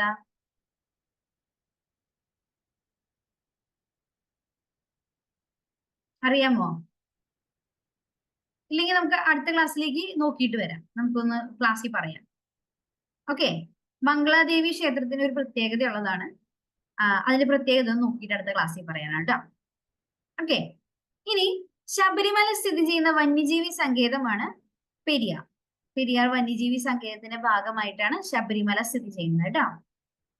ഇനി രാജ്യത്തെ ഏറ്റവും മികച്ച കടുവ സങ്കേതമായിട്ട് 2018 പെരിയാർ തെരഞ്ഞെടുക്കപ്പെട്ടിട്ടുണ്ടായിരുന്നു. അതിന്റെ കൂടെ മധ്യപ്രദേശുള്ള ഒരു ടൈഗർ റിസർവ് കൂടി സെലക്ടഡ് ആയിരുന്നു കേട്ടോ. അപ്പൊ 2018 രാജ്യത്തെ ഏറ്റവും മികച്ച കടുവ സംരക്ഷണ പ്രവർത്തനം നടത്തുന്ന സംസ്ഥാനം എന്ന ബഹുമതി ലഭിച്ചത് കേരളത്തിനാണ്. ഏറ്റവും മികച്ച കടുവ സങ്കേതമായിട്ട് തെരഞ്ഞെടുക്കപ്പെട്ടത് ഏത് കടുവ സങ്കേതമായിരുന്നു? പെരിയാർ കടുവ സങ്കേതമായിരുന്നു. ഓക്കെ, പെരിയാറിനെ കുറിച്ചാണ് നമ്മൾ ഇതുവരെ പറഞ്ഞു നിർത്തിയത്. കേരളത്തിലെ ഏറ്റവും വലിയ കടുവാ സങ്കേതം അല്ലെങ്കിൽ വന്യജീവി സങ്കേതം എന്ന് പറയാം. ആദ്യത്തെ വന്യജീവി സങ്കേതമാണ്. കേരളത്തിലെ ആദ്യത്തെ ടൈഗർ റിസർവ് ആണ്. ഇന്ത്യയിലെ 10ാമത്തെ ടൈഗർ റിസർവ് ആണ്. പിന്നെന്തൊക്കെയാ പറഞ്ഞേ? 2018 ഏറ്റവും മികച്ച ടൈഗർ റിസർവിനുള്ള അവാർഡ് കിട്ടിയിട്ടുണ്ട്. ശബരിമല ഇതിന്റെ ഭാഗമാണ്. മംഗളാദേവി ക്ഷേത്രം ഈ ഒരു ടൈഗർ റിസർവിന്റെ ഭാഗമാണ്. ഓക്കെ, പിന്നെ നമ്മൾ ഇതിന്റെ കോർ പ്രദേശം നാഷണൽ പാർക്കായിട്ട് പ്രഖ്യാപിച്ചത് പറഞ്ഞു. പിന്നെ 1992 പ്രൊജക്ട് എലഫന്റിന്റെ കീഴിലേക്ക് ഈ ഒരു പെരിയാർ ടൈഗർ റിസർവിനെ കൊണ്ടുവന്നതായിട്ട് പറഞ്ഞു. ഇത്രയും കാര്യങ്ങളാണ് ഒറ്റ നോട്ടത്തിൽ നമ്മൾ പെരിയാറിനെ കുറിച്ച് പഠിച്ചത്. പെരിയാറിന്റെ വേറൊരു പേര് പറഞ്ഞിട്ടുണ്ടായിരുന്നു, തേക്കടി എന്നുകൂടി നമ്മൾ അതിനെ പറയാറുണ്ട്. ഓക്കെ, ഇനി നമുക്ക് പഠിക്കാനുള്ള രണ്ടാമത്തെ വന്യജീവി സങ്കേതമാണ് മുത്തങ്ങ വന്യജീവി സങ്കേതം, അല്ലെങ്കിൽ വയനാട് വന്യജീവി സങ്കേതം എന്നൊക്കെ ഇതിന് പേരുണ്ട് കേട്ടോ. അപ്പൊ കേരളത്തിലെ രണ്ടാമത്തെ വലിയ വന്യജീവി സങ്കേതമാണ് മുത്തങ്ങ. ഇവിടെ പ്രൊട്ടക്ട് ചെയ്യപ്പെടുന്നത് ആനകളാണ്. പെരിയാറിൽ നമ്മൾ പ്രൊട്ടക്ട് ചെയ്തത് ആരെയായിരുന്നു? പെരിയാർ വന്യജീവി കടുവയാണ്. അതുപോലെ മുത്തങ്ങ വന്യജീവി സങ്കേതത്തിൽ നമ്മൾ പ്രൊട്ടക്ട് ചെയ്യുന്നത് ആരെയാണ്? ആനകളെയാണ്. ഈ മുത്തങ്ങ സ്ഥിതി ചെയ്യുന്ന ജില്ല വയനാട് ജില്ലയാണ്. ആസ്ഥാനം എന്ന് പറഞ്ഞാൽ നമ്മൾ ഈ എല്ലാ ടൈഗർ റിസർവിനും ഓരോ സെന്റർ പോയിന്റ്സ് ഉണ്ടാവും. ഇങ്ങനെ ആക്സസ് ചെയ്യാൻ പാകത്തിന്, നമുക്ക് ഓഫീസേഴ്സിനൊക്കെ സ്റ്റേ ചെയ്യാനൊക്കെ പാകത്തിന്. അങ്ങനെയുള്ള ആസ്ഥാനം സ്ഥിതി ചെയ്യുന്നത് സുൽത്താൻ ബത്തേരിയിലാണ്. ഇനി ഈ മുത്തങ്ങ വന്യജീവി സങ്കേതത്തിന് വേറെ കുറച്ച് പേരുകളുണ്ട്. നോക്കിയേ, ബേഗൂർ വന്യജീവി സങ്കേതം, തോൽപ്പെട്ടി വന്യജീവി സങ്കേതം എന്നൊക്കെ അറിയപ്പെടുന്ന വന്യജീവി സങ്കേതമാണ് വയനാട് അല്ലെങ്കിൽ മുത്തങ്ങ. ഇത് നിലവിൽ വന്നത് 1973-ലാണ്. ഇനി നീലഗിരി ബയോസ്ഫിയറിന്റെ ഭാഗമായി, ബയോസ്ഫിയർ റിസർവിന്റെ ഭാഗമായി കേരളത്തിലുള്ള വന്യജീവി സങ്കേതമാണ് വയനാട് വന്യജീവി സങ്കേതം. നീലഗിരി ബയോസ്ഫിയർ റിസർവ്, നമ്മൾ ഈ നാഷണൽ പാർക്ക് ഒക്കെ പറയില്ലേ, അതിനേക്കാളും ഒരുപാട് വിസ്താരം കൂടിയ പ്രദേശങ്ങളാണ് നമ്മൾ ബയോസ്ഫിയർ റിസർവ് എന്ന് പറയുന്നത്. അപ്പോ നമ്മൾ ഈ ഒരു ബയോസ്ഫിയർ റിസർവിന്റെ കീഴിൽ ഒരു 4-5 വന്യജീവി സങ്കേതങ്ങൾ ഉണ്ടാകും. അങ്ങനെ നീലഗിരി ബയോ റിസർവിന്റെ കീഴിൽ വരുന്ന ഒരു വന്യജീവി സങ്കേതമാണ് വയനാട് വന്യജീവി സങ്കേതം. ഈ കർണാടകയിലുള്ള നാഗർഹോളെ, ബന്ദിപ്പൂർ, തമിഴ്നാട്ടിലെ മുതുമല, ഈ ദേശീയോദ്യാനങ്ങളുടെ ഇടയിലായിട്ടാണ് വയനാട് വന്യജീവി സങ്കേതം സ്ഥിതി ചെയ്യുന്നത്. കർണാടകയിലെ നാഗർഹോള, ബന്ദിപ്പൂർ ഇതൊക്കെ ദേശീയോദ്യാനങ്ങളാണ്. അതുപോലെ തമിഴ്നാട്ടിലെ മുതുമല, ഈ ദേശീയോദ്യാനങ്ങളുടെ ഇടയിലായിട്ട് സ്ഥിതി ചെയ്യുന്ന കേരളത്തിലെ വന്യജീവി സങ്കേതമാണ് വയനാട്. നമ്മൾ പ്രൊജക്ട് എലഫന്റിന്റെ കീഴിലേക്ക് പെരിയാറിനെ കൊണ്ടുവന്നത് 1992-ലാന്ന് പറഞ്ഞു. അതേ വർഷത്തിൽ തന്നെയാണ് മുത്തങ്ങ വന്യജീവി സങ്കേതത്തിനെയും എന്തിന്റെ കീഴിലേക്ക് കൊണ്ടുവന്നത്? പ്രൊജക്ട് എലഫന്റിന്റെ കീഴിലേക്ക് കൊണ്ടുവന്നു. ഓക്കെ, ഇനി അടുത്ത നമുക്ക് പറയാനുള്ളത് പറമ്പിക്കുളത്തെ കുറിച്ചാണ്. കേരളത്തിലെ 2ാമത്തെ ടൈഗർ റിസർവ് ആണ് പറമ്പിക്കുളം. ഇന്ത്യയിലെ 38ാമത്തെ. ഓക്കെ, അപ്പൊ കേരളത്തിലെ ആദ്യത്തെ ടൈഗർ റിസർവ് ഏതായിരുന്നു? കേരളത്തിലെ ആദ്യത്തെ പെരിയാറായിരുന്നു. അത് ഇന്ത്യയിലെ എത്രാമത്തെയായിരുന്നു? 10ാമത്തെയായിരുന്നു. കേരളത്തിലെ 2ാമത്തെ ടൈഗർ റിസർവ് ആണ് പറമ്പിക്കുളം. അത് ഇന്ത്യയിലെ 38ാമത്തെ ടൈഗർ റിസർവ് ആണ്. 2010 അന്നത്തെ വനമന്ത്രിയായിരുന്ന, കേന്ദ്രമന്ത്രിയായിരുന്ന ജയറാം രമേശ് ആണ് ഈ ടൈഗർ റിസർവ് ഉദ്ഘാടനം ചെയ്യുന്നത്. ഓക്കെ, പറമ്പിക്കുളം നിലവിൽ വന്ന വർഷം 1973 ആണ്. പറമ്പിക്കുളം വന്യജീവി സംരക്ഷണ കേന്ദ്രം സ്ഥിതി ചെയ്യുന്നത് പാലക്കാട് ജില്ലയിലാണ്.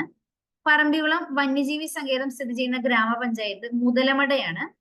പറമ്പിക്കുളം വന്യജീവി സങ്കേതത്തിന്റെ ആസ്ഥാനം തൂണക്കടവാണ്. തൂണക്കടവിൽ ഒരു ഡാം ഒക്കെ ഉണ്ട്. അതിന്റെ വൃഷ്ടി പ്രദേശങ്ങളൊക്കെ ഈ പറമ്പിക്കുളത്തിന്റെ ഭാഗമാണ്. ഓക്കെ, അപ്പോൾ 2010 ജയറാം രമേശ് ആണ് ടൈഗർ റിസർവ് ഉദ്ഘാടനം ചെയ്യുന്നത്. പക്ഷെ ഇത് സ്ഥാപിച്ച വർഷം 1973 ആണ്. അതിനെ ടൈഗർ റിസർവ് ആക്കി മാറ്റിയത് 2010-ലാണ്. കേരളത്തിലെ 2ാമത്തെ ടൈഗർ റിസർവ് ആണ്. ഇന്ത്യയിലെ 38ാമത്തെയാണ്. ഓക്കെ, ഇനി ഈ പറമ്പിക്കുളത്തിന്റെ ഏറ്റവും വലിയ പ്രത്യേകത തമിഴ്നാട്ടിലൂടെ മാത്രമേ ഇതിന്റെ ഉള്ളിലേക്ക് പ്രവേശിക്കാൻ പറ്റുള്ളൂ. കാര്യം കേരളത്തിലെ വന്യജീവി സങ്കേതമാണ്. പക്ഷെ പറമ്പിക്കുളം വന്യജീവി സങ്കേതത്തിലേക്ക് കയറണമെങ്കിൽ തമിഴ്നാട്ടിലൂടെ മാത്രമേ പ്രവേശിക്കാൻ പറ്റൂ. ഓക്കെ, അപ്പൊ കേരളത്തിലുള്ള ഒരു വന്യജീവി സങ്കേതമാണ്, തമിഴ്നാട്ടിലൂടെ മാത്രമേ പ്രവേശിക്കാൻ പറ്റുള്ളൂ. അങ്ങനെ ഒരു പ്രത്യേകതയുണ്ട് പറമ്പിക്കുളത്തിന്. ഇനി റെഡ് ഡാറ്റ ബുക്കിൽ ഇടം നേടിയ വന്യജീവി സങ്കേതമാണ് പറമ്പിക്കുളം. എന്ത് ഈ റെഡ് ഡാറ്റ ബുക്ക്? നമ്മള് പല ജീവജാലങ്ങളും എക്സ്റ്റിങ്ഷൻ നേരിടുന്നുണ്ട്, വംശനാശം നേരിടുന്നുണ്ട്. അങ്ങനെ വംശനാശം നേരിടുന്ന ജീവികളുടെ പേര്, വിവരങ്ങൾ സൂക്ഷിക്കുന്ന ബുക്കിനെയാണ് റെഡ് ഡാറ്റ ബുക്ക് എന്ന് പറയുന്നത്. റെഡ് ഡാറ്റ ബുക്കിൽ വൺസ് ഒരു ജീവിയുടെ പേര് വന്നു കഴിഞ്ഞാൽ അതിനെ പിന്നെ പ്രൊട്ടക്ട് ചെയ്യണം. ഗ്രാജുവലി അതിന്റെ നമ്പർ ഇൻക്രീസ് ചെയ്യുമ്പോൾ റെഡ് ഡാറ്റ ബുക്കിൽ നിന്ന് അതിന്റെ പേര് പതിയെ മാറും. അതാണ് റെഡ് ഡാറ്റ ബുക്കിന്റെ ഒരു സ്കീം ഓഫ് അഡ്മിനിസ്ട്രേഷൻ. അങ്ങനെ റെഡ് ഡാറ്റ ബുക്കിൽ ഇടം നേടിയ ഒരു വന്യജീവി സങ്കേതമാണ് പറമ്പിക്കുളം. കാരണം അവിടെ കുറെ എൻഡേഞ്ചേർഡ് ആയിട്ടുള്ള അല്ലെങ്കിൽ നശിക്കാൻ സാധ്യതയുള്ള ജീവികളെ കണ്ടെത്തിയിട്ടുണ്ട്. ഇനി 1973-ലാണ് പറമ്പിക്കുളം ടൈഗർ റിസർവ് അല്ലെങ്കിൽ പറമ്പിക്കുളം ഒരു വന്യജീവി സങ്കേതമായിട്ട് പ്രഖ്യാപിക്കപ്പെട്ടത്. ഇതിനെ 2010-ലാണ് ടൈഗർ റിസർവ് ആക്കി മാറ്റിയത്. നമ്മൾ പറഞ്ഞിട്ടുണ്ടായിരുന്നു ആരെ ഉദ്ഘാടനം ചെയ്തതെന്ന്. ആരാണ് ടൈഗർ റിസർവ് ആയിട്ട് പ്രഖ്യാപിച്ചത്? ജയറാം രമേശ്. അന്നത്തെ വനമന്ത്രിയായിട്ടുള്ള ജയറാം രമേശ് ആണ് അത് ഉദ്ഘാടനം ചെയ്തത്. ഇനി കേരളത്തിലെ ഏറ്റവും കൂടുതൽ കാട്ടുപോത്തുകൾ കാണപ്പെടുന്ന വന്യജീവി സങ്കേതമാണ് പറമ്പിക്കുളം. നമ്മൾ കാട്ടുപോത്ത് എന്ന് പറയുമ്പോൾ ഉദ്ദേശിക്കുന്നത് ഇന്ത്യൻ ബൈസൺ എന്ന് പറയുന്ന ജീവികളെയാണ്. അതിന്റെ മലയാളം പേര് കാട്ടി എന്നാണ് പറയാ. കാട്ടി, കാട്ടുപോത്തല്ല എക്സാക്ട്ലി, അത് കാട്ടി അല്ലെങ്കിൽ ഇന്ത്യൻ ബൈസൺ. അല്ലെങ്കിൽ ഗോർ എന്നൊക്കെ അതിന് പറയും. അത് ഏറ്റവും കൂടുതൽ കാണപ്പെടുന്ന വന്യജീവി സങ്കേതമാണ് പറമ്പിക്കുളം. നമ്മള് നാട്ടിലുള്ളവർക്ക് മനസ്സിലാവാൻ വേണ്ടിയിട്ടാണ് ഇങ്ങനെ കാട്ടുപോത്ത് എന്ന് പറയുന്നത്. അത് എക്സാക്ട്ലി കാട്ടുപോത്തല്ല. ഓക്കെ. പറമ്പിക്കുളം വന്യജീവി സങ്കേതത്തിനോട് ചേർന്ന് സ്ഥിതി ചെയ്യുന്ന തമിഴ്നാട്ടിലുള്ള വന്യജീവി സങ്കേതമാണ് Indira Gandhi national park. Indira Gandhi national park തമിഴ്നാട്ടിലാണ്. അത് പറമ്പിക്കുളം വന്യജീവി സങ്കേതത്തിനോട് ചേർന്നാണ് സ്ഥിതി ചെയ്യുന്നത്. ക്ലിയർ ആണെന്ന് വിചാരിക്കും. പറമ്പിക്കുളം കേരളത്തിലെ 2ാമത്തെ ടൈഗർ റിസർവ് ആണ്. ഇന്ത്യയിലെ 38ാമത്തെയാണ്. 1973 അത് പ്രഖ്യാപിക്കപ്പെട്ടിട്ടുണ്ട്. 2010 ജയറാം രമേശ് ആണ് അതിനെ എന്താക്കി മാറ്റിയത്? ടൈഗർ റിസർവ് ആക്കി മാറ്റിയത്. കേരളത്തിലൂടെ പ്രവേശിക്കാൻ പറ്റില്ല. കയറണമെങ്കിൽ ഏരിയ കൂടെ തന്നെ പോകണം, തമിഴ്നാട്ടിലൂടെ തന്നെ പോകണം. ഓക്കെ. ഏതൊക്കെ ജില്ലയിലായിട്ട് അത് കിടക്കുന്നത്? പാലക്കാട് ജില്ലയിലാണ് പറമ്പിക്കുളം സ്ഥിതി ചെയ്യുന്നത്. ഓക്കെ. അപ്പൊ ഇതുവരെയുള്ളതൊന്ന് വായിച്ചു നോക്കിയേ, എന്നിട്ട് നമുക്ക് ചെന്തുരുണിയിലേക്ക് കിടക്കാം.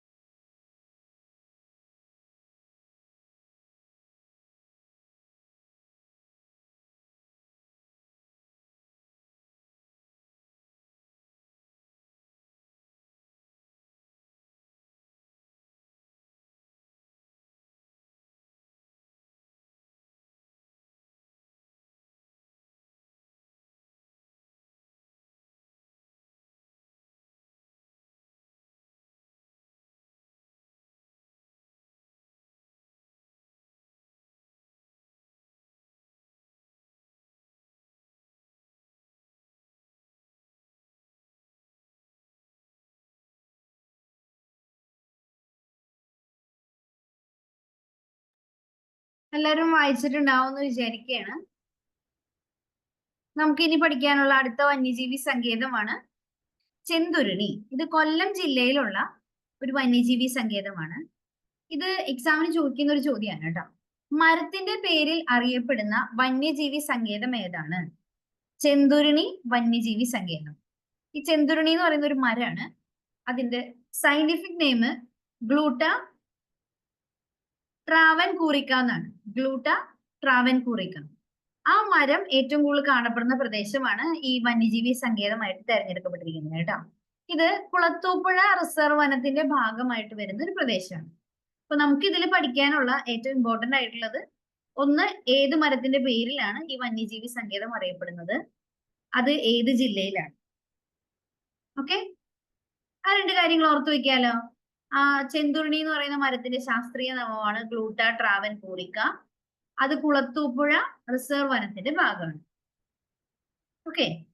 ഇനി നെയ്യാറ്. നെയ്യാർ, ആ പേര് ഏകം അറിയാം, തിരുവനന്തപുരം ജില്ലയോട് ചേർന്ന് കാണുന്ന ഒരു വന്യജീവി സങ്കേതമാണ് നെയ്യാർ. കേരളത്തിന്റെ ഏറ്റവും തെക്കേ അറ്റത്തുള്ള വന്യജീവി സങ്കേതമാണ് Neyyar. Agasthyar crocodile rehabilitation and research സെന്ററിൽ സ്ഥിതി ചെയ്യുന്ന വന്യജീവി സങ്കേതമാണ് നെയ്യാർ എന്ന് പറയുന്നത്. ഇത് അഗസ്ത്യമല ബയോസ്ഫിയർ റിസർവിന്റെ പാർട്ടാണ്. അതിന്റെ ഭാഗമായിട്ട് വരുന്ന മറ്റ് വന്യജീവി സങ്കേതങ്ങളാണ് പേപ്പാറ, ചെന്തുരുണി. പേപ്പാറ, ചെന്തുരുണി. ഈ നെയ്യാർ വന്യജീവി സങ്കേതത്തിന് സ്റ്റീവ് ഇർവിൻ പാർക്ക് എന്ന് പേരുണ്ട്. സ്റ്റീവ് ഇർവിൻ അറിയാമോ ആർക്കെങ്കിലും? ആരാണ് സ്റ്റീവ് ഇർവിൻ?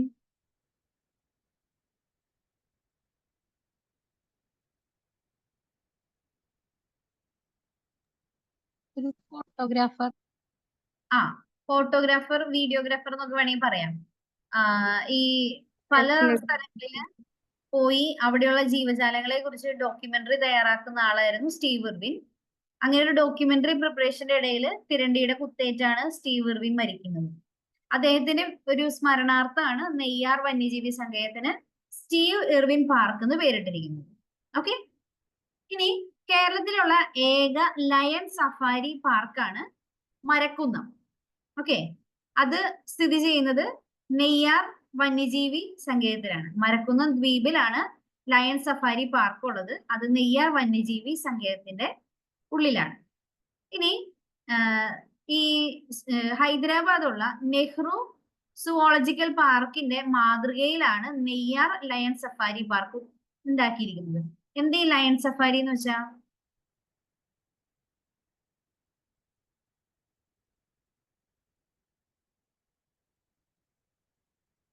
ലയൺ സഫാരി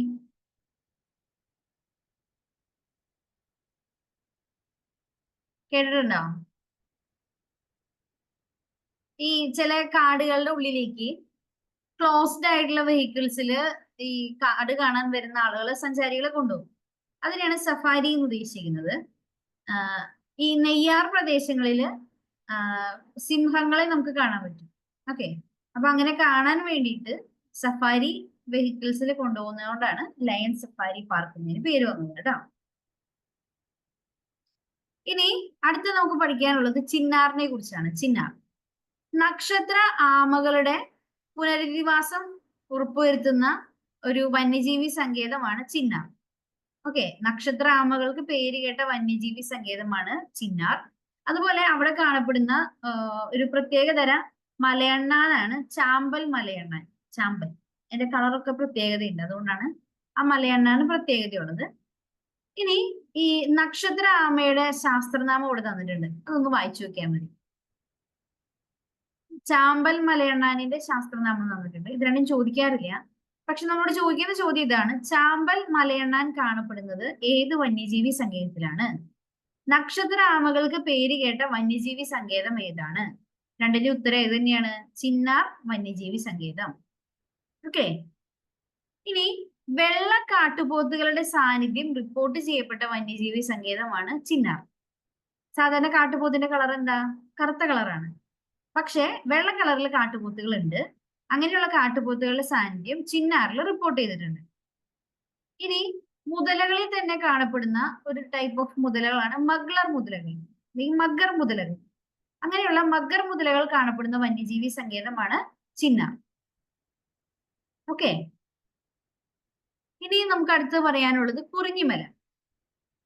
നമുക്കറിയാം നീലക്കുറിഞ്ഞി എന്ന് പറയുന്ന ചെടിക്ക് ഒരു പ്രത്യേകതയുണ്ട് അല്ലെ? ഒരു പ്രത്യേകതര സസ്യത്തിന് വേണ്ടി മാത്രം, അല്ലെങ്കിൽ ഈ നീലക്കുറിഞ്ഞി എന്ന് പറയുന്ന സസ്യത്തിന് വേണ്ടി മാത്രം ഇന്ത്യയിൽ നിലവിൽ വന്ന ഉദ്യാനമാണ് കുറിഞ്ഞിമല സാങ്ച്വറി. അത് ഇടുക്കിയിലാണ് സ്ഥിതി ചെയ്യുന്നത്. 2006 പ്രഖ്യാപിക്കപ്പെട്ടത്. ഇനി ഇന്ത്യയിലെ ആദ്യത്തെ ഇക്കോ ടൂറിസം പദ്ധതി നടപ്പിലാക്കിയ സ്ഥലമാണ് തെന്മല. അതുപോലെ ഏഷ്യയിലെ ആദ്യത്തെ ബട്ടർഫ്ലൈ സഫാരി പാർക്ക് സ്ഥിതി ചെയ്യുന്ന സ്ഥലമാണ് തെന്മല. കുറിഞ്ഞിമല ദേശീയോദ്യാനത്തില് വളരുന്ന പ്രത്യേക സസ്യം ഏതായിരിക്കും? നീലക്കുറിഞ്ഞി ആയിരിക്കും. നീലക്കുറിഞ്ഞിയുടെ പ്രത്യേകത എന്താ? 12 വർഷത്തിലൊരിക്കലാണ് അത് പൂക്കുള്ളൂ. പല ടൈപ്പ് കുറിഞ്ഞികളുണ്ട്. എല്ലാ വർഷവും പൂക്കുന്ന നീലക്കുറിഞ്ഞികളുണ്ട്. നീലക്കുറിഞ്ഞിയല്ല, എല്ലാ വർഷവും പൂക്കുന്ന കുറിഞ്ഞി സസ്യങ്ങളുണ്ട്. 12 വർഷത്തിൽ പൂക്കുന്നതുണ്ട്, 7 വർഷത്തിൽ പൂക്കുന്നതുണ്ട്. പക്ഷെ 12 വർഷത്തിൽ പൂക്കുന്ന കുറിഞ്ഞികളുടെ പ്രത്യേകത അത് ഭയങ്കര എണ്ണം കുറവാണ്. ഈ 12 വർഷവും ഈ ചെടി അവിടെ നിന്ന് പോകണം എന്നുള്ളത് വളരെ അത്യാവശ്യമാണ്, എങ്കിലാണല്ലോ അത് പൂക്കുള്ളൂ. അങ്ങനെ 12 വർഷത്തിൽ ഒരിക്കൽ പൂക്കുന്ന നീലക്കുറിഞ്ഞിയുടെ ശാസ്ത്രനാമം ഇമ്പോർട്ടന്റ് ആണ്, ചോദിക്കാറുണ്ട്. സ്ട്രോബിലാന്തസ് കുന്തിയാന, അതാണ് നീലക്കുറിഞ്ഞിയുടെ ശാസ്ത്രനാമം. 12 വർഷത്തിൽ ഒരിക്കൽ പൂക്കുന്ന നീലക്കുറിഞ്ഞിയുടെ ശാസ്ത്രനാമമാണ് സ്ട്രോബിലാന്തസ് കുന്തിയാന. ഇനി പശ്ചിമഘട്ടത്തിന്റെ രാജ്ഞി എന്നറിയപ്പെടുന്ന സസ്യമാണ് നീലക്കുറിഞ്ഞി. പശ്ചിമഘട്ടത്തിന്റെ രാജ്ഞി എന്നറിയപ്പെടുന്ന സസ്യമാണ്, അല്ലെങ്കിൽ പുഷ്പമാണ് നീലക്കുറിഞ്ഞി. കേരളത്തില് ടോട്ടല് പല ടൈപ്പ് കുറിഞ്ഞികൾ കാണാറുണ്ട്. ഏകദേശം 18 എണ്ണത്തോളം നീലക്കുറിഞ്ഞികൾ കേരളത്തിൽ കണ്ടുവരുന്നുണ്ട്. എല്ലാ വർഷവും പൂക്കുന്ന നീലക്കുറിഞ്ഞി, അല്ലെങ്കിൽ കുറിഞ്ഞിനെ നമ്മൾ വിളിക്കുന്ന പേരാണ് കരിങ്കുറിഞ്ഞി. എല്ലാ വർഷവും പൂക്കുന്ന നീലക്കുറിഞ്ഞി സസ്യമാണ് കരിങ്കുറിഞ്ഞി. ഇനി നീലക്കുറിഞ്ഞി ഞാൻ പറഞ്ഞിട്ടുണ്ടായിരുന്നു 12 വർഷത്തിൽ ഒരിക്കലാണ് പൂക്കുക. അതിന്റെ ഓർമ്മയ്ക്ക് വേണ്ടിയിട്ട് 2006 കേരള ഗവൺമെന്റ്, അല്ലെങ്കിൽ ഇന്ത്യൻ ഗവൺമെന്റ്, ഒരു തപാൽ വകുപ്പ്, അങ്ങനെ വേണമെങ്കിലും പറയാം, ഒരു സ്റ്റാമ്പ് പുറത്തിറക്കിയിട്ടുണ്ടായിരുന്നു. ആ വർഷം ചോദിക്കാറുണ്ട് കേട്ടോ. നീലക്കുറിഞ്ഞിയുടെ ചിത്രമുള്ള സ്റ്റാമ്പ് പുറത്തിറക്കിയ വർഷം 2006. കേരളത്തിലെ ടോട്ടൽ എത്ര ഇനം നീലക്കുറിഞ്ഞികൾ കാണുന്നുണ്ട്? എത്ര ഇനം കാണപ്പെടുന്നത്? 18. 18 ഇനം. ഓക്കെ, ഞാൻ ക്ലാസ് തുടങ്ങിയപ്പോ ആറളം വന്യജീവി സങ്കേതത്തെ കുറിച്ച് നമുക്ക് കുറച്ച് കാര്യങ്ങൾ പഠിക്കാനുണ്ടെന്ന് പറഞ്ഞിട്ടുണ്ടായിരുന്നു അല്ലെ? നമ്മൾ അതിലേക്ക് വരാണ്. കേരളത്തിന്റെ തെക്കേ അറ്റത്തുള്ള വന്യജീവി സങ്കേതം ഏതാന്ന് പറഞ്ഞത്? നെയ്യാർ. നെയ്യാർ. കേരളത്തിന്റെ വടക്കേ അറ്റത്തുള്ള വന്യജീവി സങ്കേതമാണ് ആറളം. ഇത് കണ്ണൂർ ജില്ലയിലാണ് സ്ഥിതി ചെയ്യുന്നത് കേട്ടോ. കേരളത്തിന്റെ വടക്കേ അറ്റം എന്ന് പറയുമ്പോൾ കാസർഗോഡ് കണ്ണൂർ സൈഡിലുള്ള വന്യജീവി സങ്കേതമാണ് Aralam. Silent valley of Kannur എന്നറിയപ്പെടുന്നത് ആറളം വന്യജീവി സങ്കേതമാണ്. സൈലന്റ് വാലി ഓഫ് കണ്ണൂർ എന്നറിയപ്പെടുന്നത് ആറളം വന്യജീവി സങ്കേതമാണ്. ഇതിന്റെ ഉള്ളിലൂടെ ഒഴുകുന്ന നദിയുടെ പേരാണ്, നോക്കി പറഞ്ഞേ, നദിയുടെ പേരെന്താ?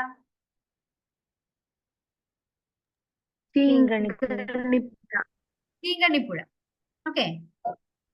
പൂമ്പാറ്റകള് ദേശാടനം നടത്താറുണ്ടെന്നും അങ്ങനെ നടത്തുന്ന ദേശാടനം നിരീക്ഷിക്കപ്പെട്ട ആദ്യത്തെ വന്യജീവി സങ്കേതമാണ് ആറളം.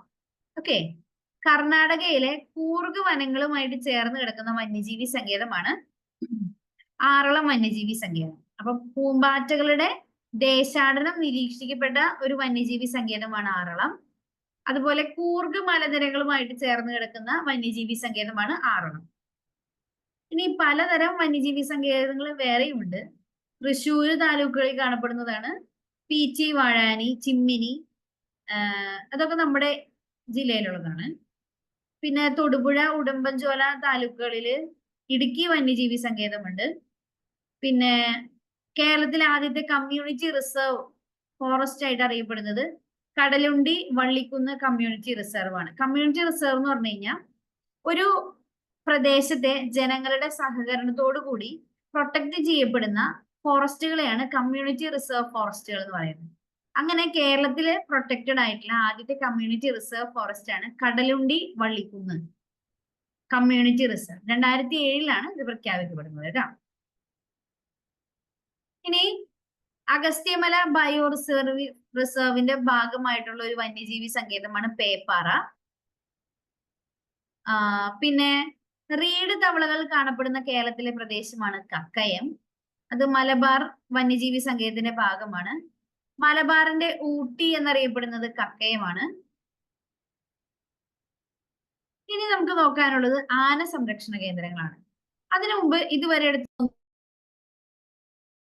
എടുത്തതൊന്ന് ഓടിച്ചു വായിച്ചു നോക്കാം, എന്നിട്ട് നമുക്ക് അടുത്തതിലേക്ക് കിടക്കാം.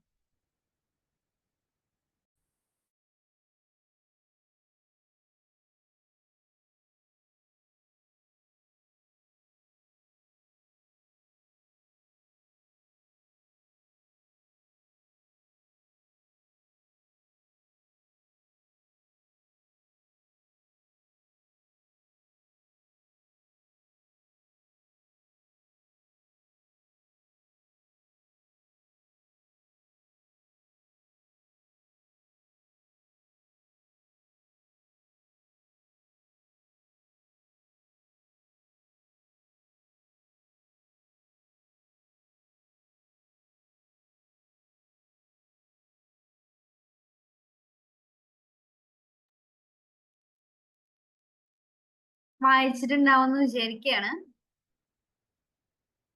നമുക്കിനി ആന സംരക്ഷണ കേന്ദ്രങ്ങളെ കുറിച്ച് പഠിക്കാം. നമുക്ക് ആനയുടെ പുനരധിവാസ കേന്ദ്രങ്ങളുണ്ട്, ആനയുടെ പരിശീലന കേന്ദ്രങ്ങളുണ്ട്. രണ്ടും രണ്ടാണ് കേട്ടോ.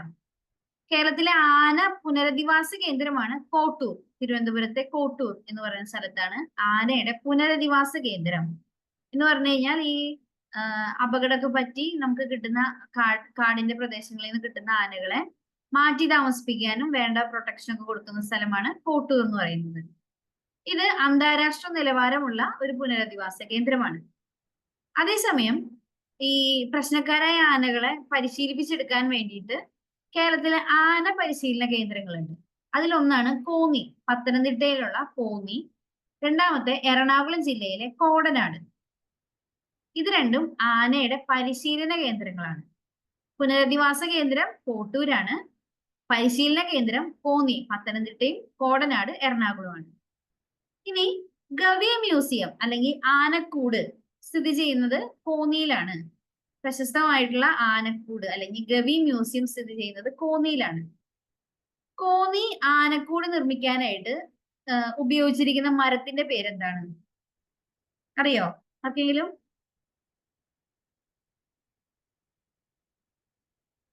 കോന്നി,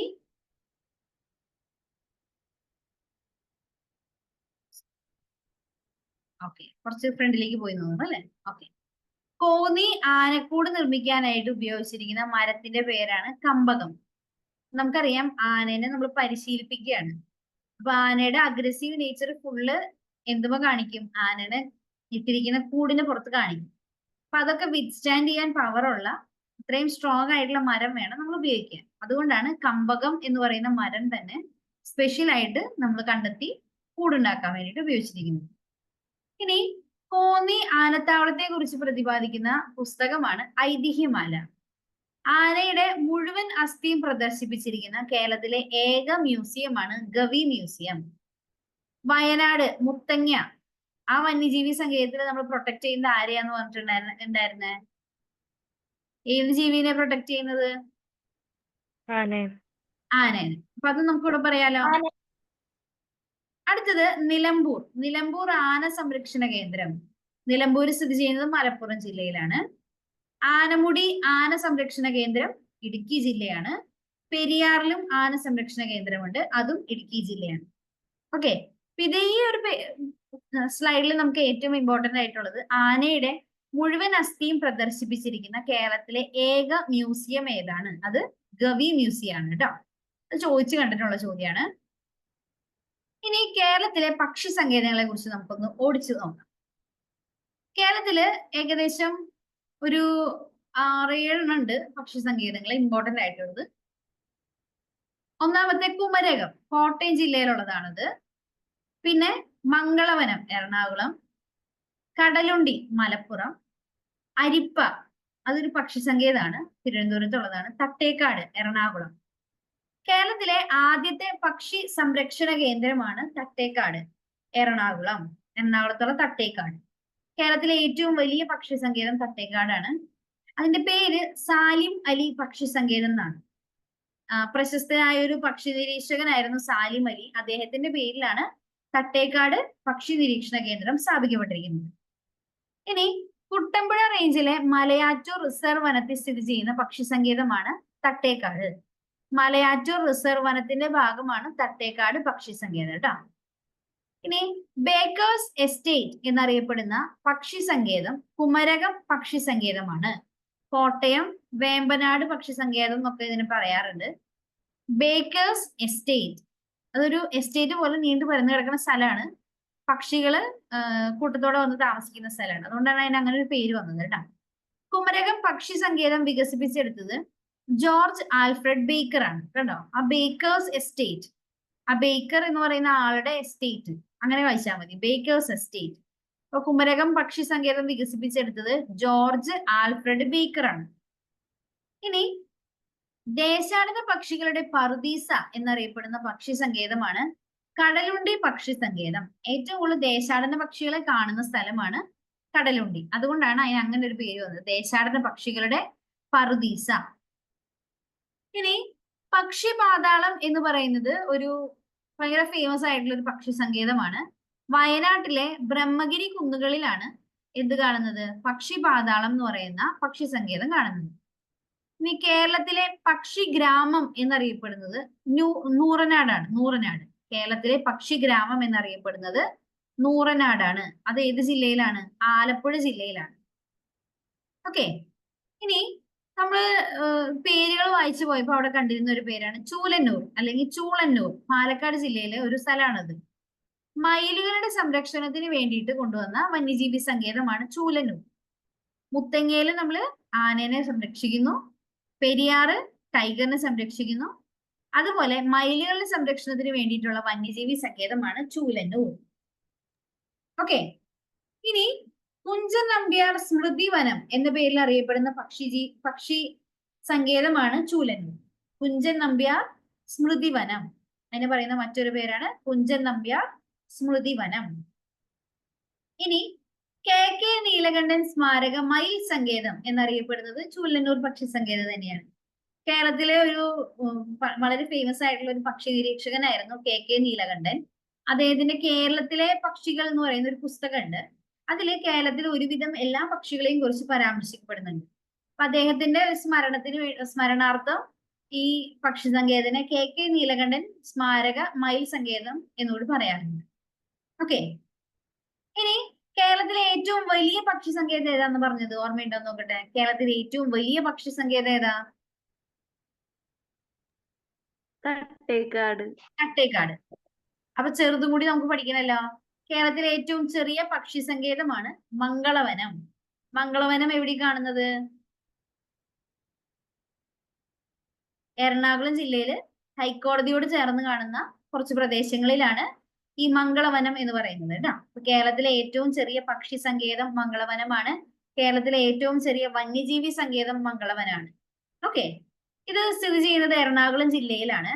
കൊച്ചിയുടെ ശ്വാസകോശം എന്നറിയപ്പെടുന്ന വന്യജീവി സങ്കേതമാണ് മംഗളവനം. കേരള ഹൈക്കോടതി കെട്ടിട സമുച്ചയത്തിന് സമീപത്തായിട്ട് സ്ഥിതി ചെയ്യുന്ന പക്ഷി സങ്കേതമാണ് മംഗളവനം. കേരളത്തിലെ ഏറ്റവും അപൂർവ ഇനമായിട്ടുള്ള കടവാവലുകളെ കണ്ടുവരുന്ന ഒരു പക്ഷി സങ്കേതമാണ് മംഗളവനം. ഓക്കെ, അപ്പൊ മംഗളവനം എന്ന് പറയുന്നത് കൊച്ചിയുടെ സെന്ററിൽ അല്ലെങ്കിൽ എറണാകുളത്തിന്റെ സെന്ററിൽ ഹൈക്കോടതിയുടെ കെട്ടിടത്തിനോട് ആ കെട്ടിടങ്ങൾ കഴിഞ്ഞ് കുറച്ച് ചെറിയ അതിർത്തി അപ്പുറം കടന്നു കഴിഞ്ഞാൽ മംഗളവനാണ്. ഓക്കെ, പക്ഷികളെ കൂടാതെ പല വർഗത്തിലുള്ള ചിലന്തികള് ഒക്കെ എവിടെ കാണാം? മംഗളവനത്തിൽ കാണാം. ഇനി കണ്ടൽ വനങ്ങൾ ധാരാളമായി കാണപ്പെടുന്ന കേരളത്തിലെ പക്ഷി സങ്കേതമാണ് മംഗളവനം. ഓക്കെ, നമ്മൾ ഇതുവരെ പറഞ്ഞത് കുറച്ച് പക്ഷി സങ്കേതങ്ങളെ കുറിച്ചാണ്. കേരളത്തിലെ ആദ്യത്തെ പക്ഷി സങ്കേതം തട്ടേക്കാടാണ്. ഏറ്റവും വലുത് തട്ടേക്കാടാണ്. സാലിമലി പക്ഷി സങ്കേതം എന്നാണ് ഏതറിയപ്പെടുന്നത്? തട്ടേക്കാട് അറിയപ്പെടുന്നത്. ഏറ്റവും ചെറുത് മംഗളവനാണ്. കൊച്ചിയുടെ ശ്വാസകോശം എന്നൊക്കെയാണ് മംഗളവനം അറിയപ്പെടുന്നത്. ചൂലന്നൂർ എന്ന് പറയുന്നത് മയിൽ സംരക്ഷണ കേന്ദ്രമാണ്. പിന്നെ ഏതൊക്കെ നമ്മൾ പഠിച്ചത്? പെട്ടെന്ന് ഓർമ്മ വരുന്ന വേറെ ഏതെങ്കിലും ഉണ്ടോ?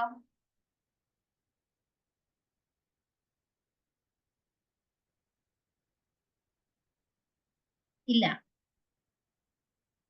ഒന്ന് വായിച്ചു നോക്കണോ?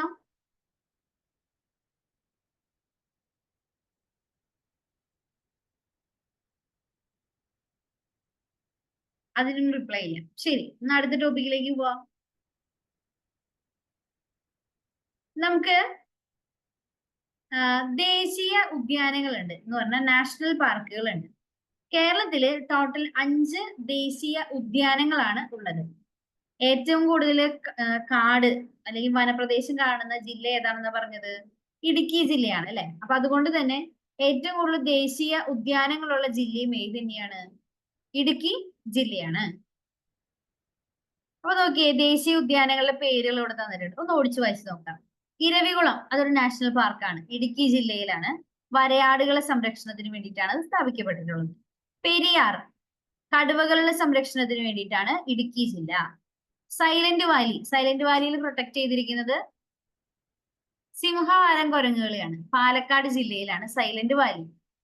പിന്നെ മതികെട്ടാൻ ചോലയുണ്ട്, ആനമുടി ചോലയുണ്ട്, പാമ്പാടും ചോലയുണ്ട്. ഇനി 7ാമതായിട്ട് പരിഗണിച്ചിരിക്കുന്ന ഒരു ദേശീയ ഉദ്യാനമാണ് കരിമ്പുഴ.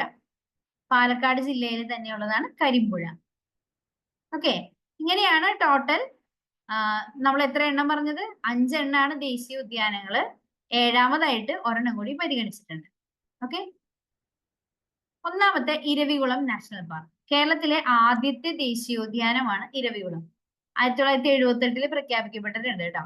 ദേവികുളം താലൂക്കിലാണ് അത് സ്ഥിതി ചെയ്യുന്നത്. ഈ ആനമുടി നമ്മൾ ആദ്യത്തെ ക്ലാസ്സുകളിൽ പഠിച്ചിട്ടുള്ള ഒരു പേരാണ് ആനമുടി അല്ലെ. അത് ഈ ഇരവികുളം ദേശീയ ഉദ്യാനത്തിന്റെ തെക്ക് ഭാഗത്തായിട്ടാണ് സ്ഥിതി ചെയ്യുന്നത്.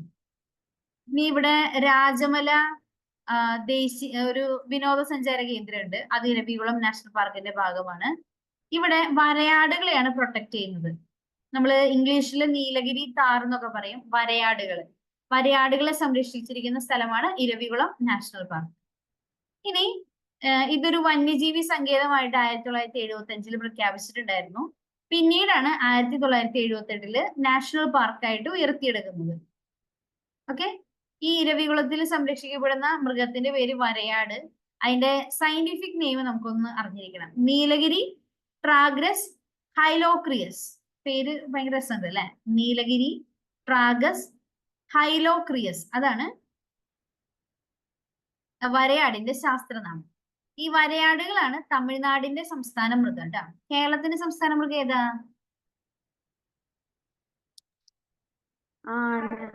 ആന. ആനയുടെ ശാസ്ത്രനാമം അറിയോ?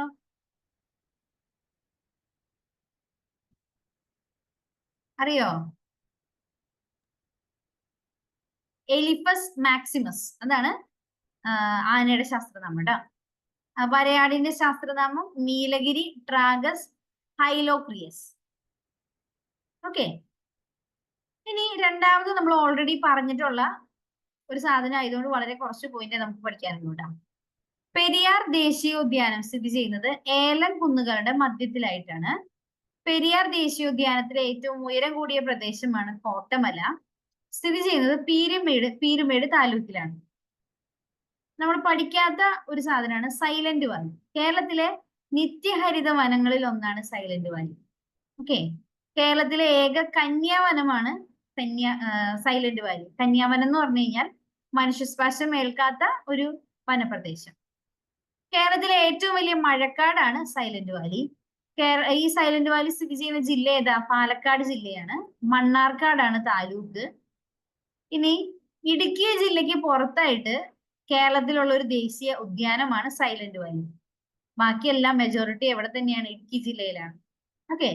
ഇതിനെ ഒരു റിസർവ് വനമായിട്ട് 1914 പ്രഖ്യാപിച്ചിട്ടുണ്ടായിരുന്നു.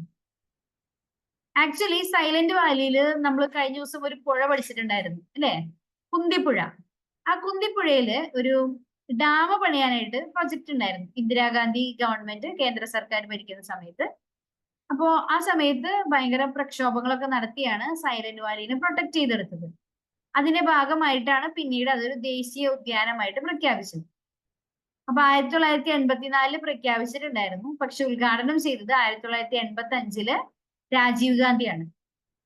ഇന്ദിരാഗാന്ധി വധിക്കപ്പെടുകയും പിന്നീട് തുടർന്ന് രാജീവ് ഗാന്ധി സ്ഥാനം ഏറ്റെടുക്കുകയും അങ്ങനെ അദ്ദേഹമാണ് സൈലന്റ് വാലി ദേശീയ ഉദ്യാനം ഉദ്ഘാടനം ചെയ്തത്.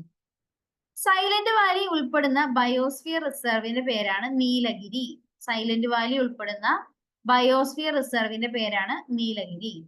സൈലന്റ് വാലി ബഫർ സോൺ ആയിട്ട് 2007 പ്രഖ്യാപിച്ചിട്ടുണ്ടായിരുന്നു. സൈലന്റ് വാലി ബഫർ സോൺ ആയിട്ട് 2007 പ്രഖ്യാപിച്ചിട്ടുണ്ടായിരുന്നു. വംശനാശ ഭീഷണി നേരിടുന്ന സിംഹവാലൻ കുരങ്ങുകൾ അല്ലെങ്കിൽ ലയൺ ടെയിൽഡ് മക്കൈക്ക് എന്നൊക്കെ പറയും, അത് കാണപ്പെടുന്ന ദേശീയ ഉദ്യാനമാണ് സൈലന്റ് വാലി. ആ പേര് തന്നെയുണ്ട്, സൈലന്റ് വാലി. സാധാരണ കാടുകളുടെ ഉള്ളിലൊക്കെ പോയി കഴിഞ്ഞാൽ നിറച്ച് ചീവീടുകളുടെ സൗണ്ട് നമുക്ക് കേൾക്കാം അല്ലെ? ഈ സൈലന്റ് വാലിയിൽ ചീവീടുകൾ തീരെ ഇല്ല. അതുകൊണ്ടാണ് അതിന്റെ പേര് സൈലന്റ് വാലി എന്ന് വന്നത്.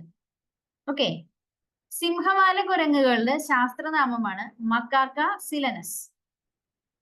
ഇത് സൈലന്റ് വാലിയിൽ മാത്രം കാണാൻ ഒരു കാരണമുണ്ട്.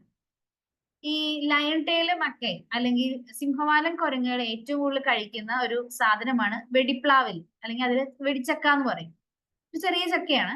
അത് ഏറ്റവും കൂടുതൽ കാണുന്നത് സൈലന്റ് വാലിയിലാണ്. അതുകൊണ്ടാണ് അവിടെ സിംഹവാലൻ കുരങ്ങുകളുടെ എണ്ണം ഭയങ്കരമായിട്ട് കൂടുതൽ കാണുന്നത്. ചീവീടുകൾ ഇല്ലാത്തത് കൊണ്ടാണ് സൈലന്റ് വാലി എന്നുള്ള പേര് വന്നത്. പിന്നെ ആ പേര് നിർദ്ദേശിച്ച ബ്രിട്ടീഷുകാരൻ റോബർട്ട് റൈറ്റ് ആണ് സൈലന്റ് വാലി എന്ന പേര് നിർദ്ദേശിച്ചത്. ഏറ്റവും കൂടുതൽ ജൈവ വൈവിധ്യമുള്ള ദേശീയ ഉദ്യാനമാണ് സൈലന്റ് വാലി. പണ്ട് മഹാഭാരതത്തിലൊക്കെ സൈരന്ധ്രി വനം എന്ന പേരിൽ അറിയപ്പെട്ടിരുന്നത് ഈ സൈലന്റ് വാലി പ്രദേശമാണ്, സൈരന്ധ്രി വനം. ഓക്കെ.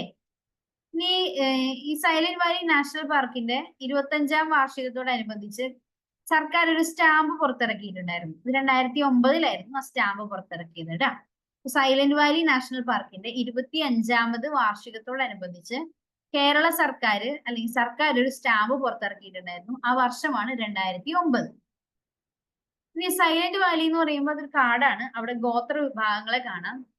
ഏതൊക്കെ ഗോത്ര വിഭാഗങ്ങളാണ് അവിടെ ഉള്ളത്? ഇരുളർ, കുറുമ്പർ. ഈ 2 വിഭാഗത്തിൽപ്പെട്ടവരെയാണ് സൈലന്റ് വാലിയിൽ കണ്ടുവരുന്നത്. സൈലന്റ് വാലിയിലൂടെ ഒഴുകുന്ന നദിയാണ് Kunthipuzha.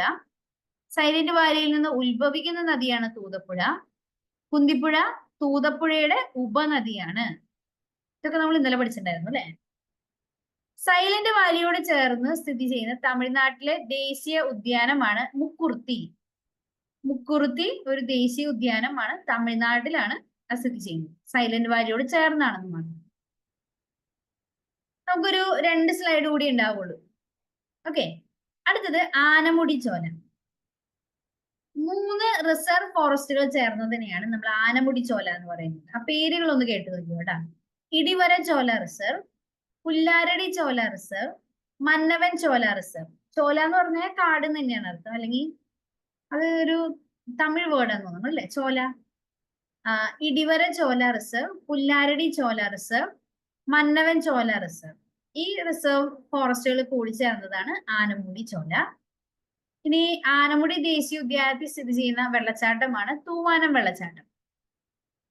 Mathikettan Shola 1897 Thiruvithamkoor government reserve wood land ആയിട്ട് പ്രഖ്യാപിച്ച പ്രദേശമാണ് മതികെട്ടാൻ ചോല. എന്ന് പറഞ്ഞു കഴിഞ്ഞാൽ ആ ഏരിയയിലെ ഈ വലിയ വലിയ മരങ്ങളൊക്കെ പ്രൊട്ടക്റ്റഡ് ആയിരുന്നു. അത് സ്ഥിതി ചെയ്യുന്നത് ഉടുമ്പൻചോലയാണ്. ആ പേരുകൾ കേൾക്കുമ്പോൾ അറിയാം, ചോല അതതിന്റെ പേരിന്റെ ഭാഗം തന്നെയാണ് കേട്ടോ. മതികെട്ടാൻ ചോല ദേശീയ ഉദ്യാനത്തിലെ ഏറ്റവും ഹൈറ്റ് കൂടിയ പ്രദേശമാണ് കാട്ടുമല. ഇനി ഇവിടെ നിന്ന് മതികെട്ടാൻ പുഴ, ഞാണ്ടാർ എന്ന് പറയുന്ന പല പല നദികള്, ഇതൊരു കാടാണല്ലോ, അവിടെ നിന്ന് ഉത്ഭവിച്ചു വരുന്നുണ്ട്. യെസ്, നമ്മുടെ ലാസ്റ്റ് ടോപ്പിക് ആണ്. കേരളത്തിലെ ഏറ്റവും ചെറിയ ദേശീയ ഉദ്യാനമാണ് പാമ്പാടും ചോല. ഏറ്റവും വലുത് ഏതായിരുന്നു?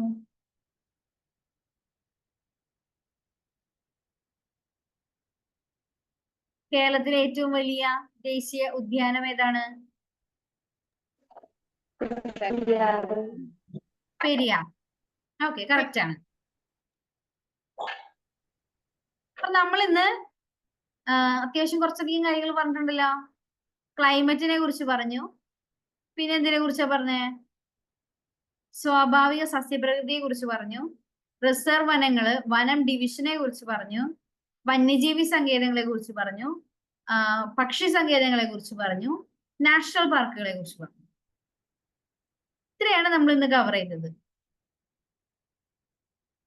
ഓക്കെ,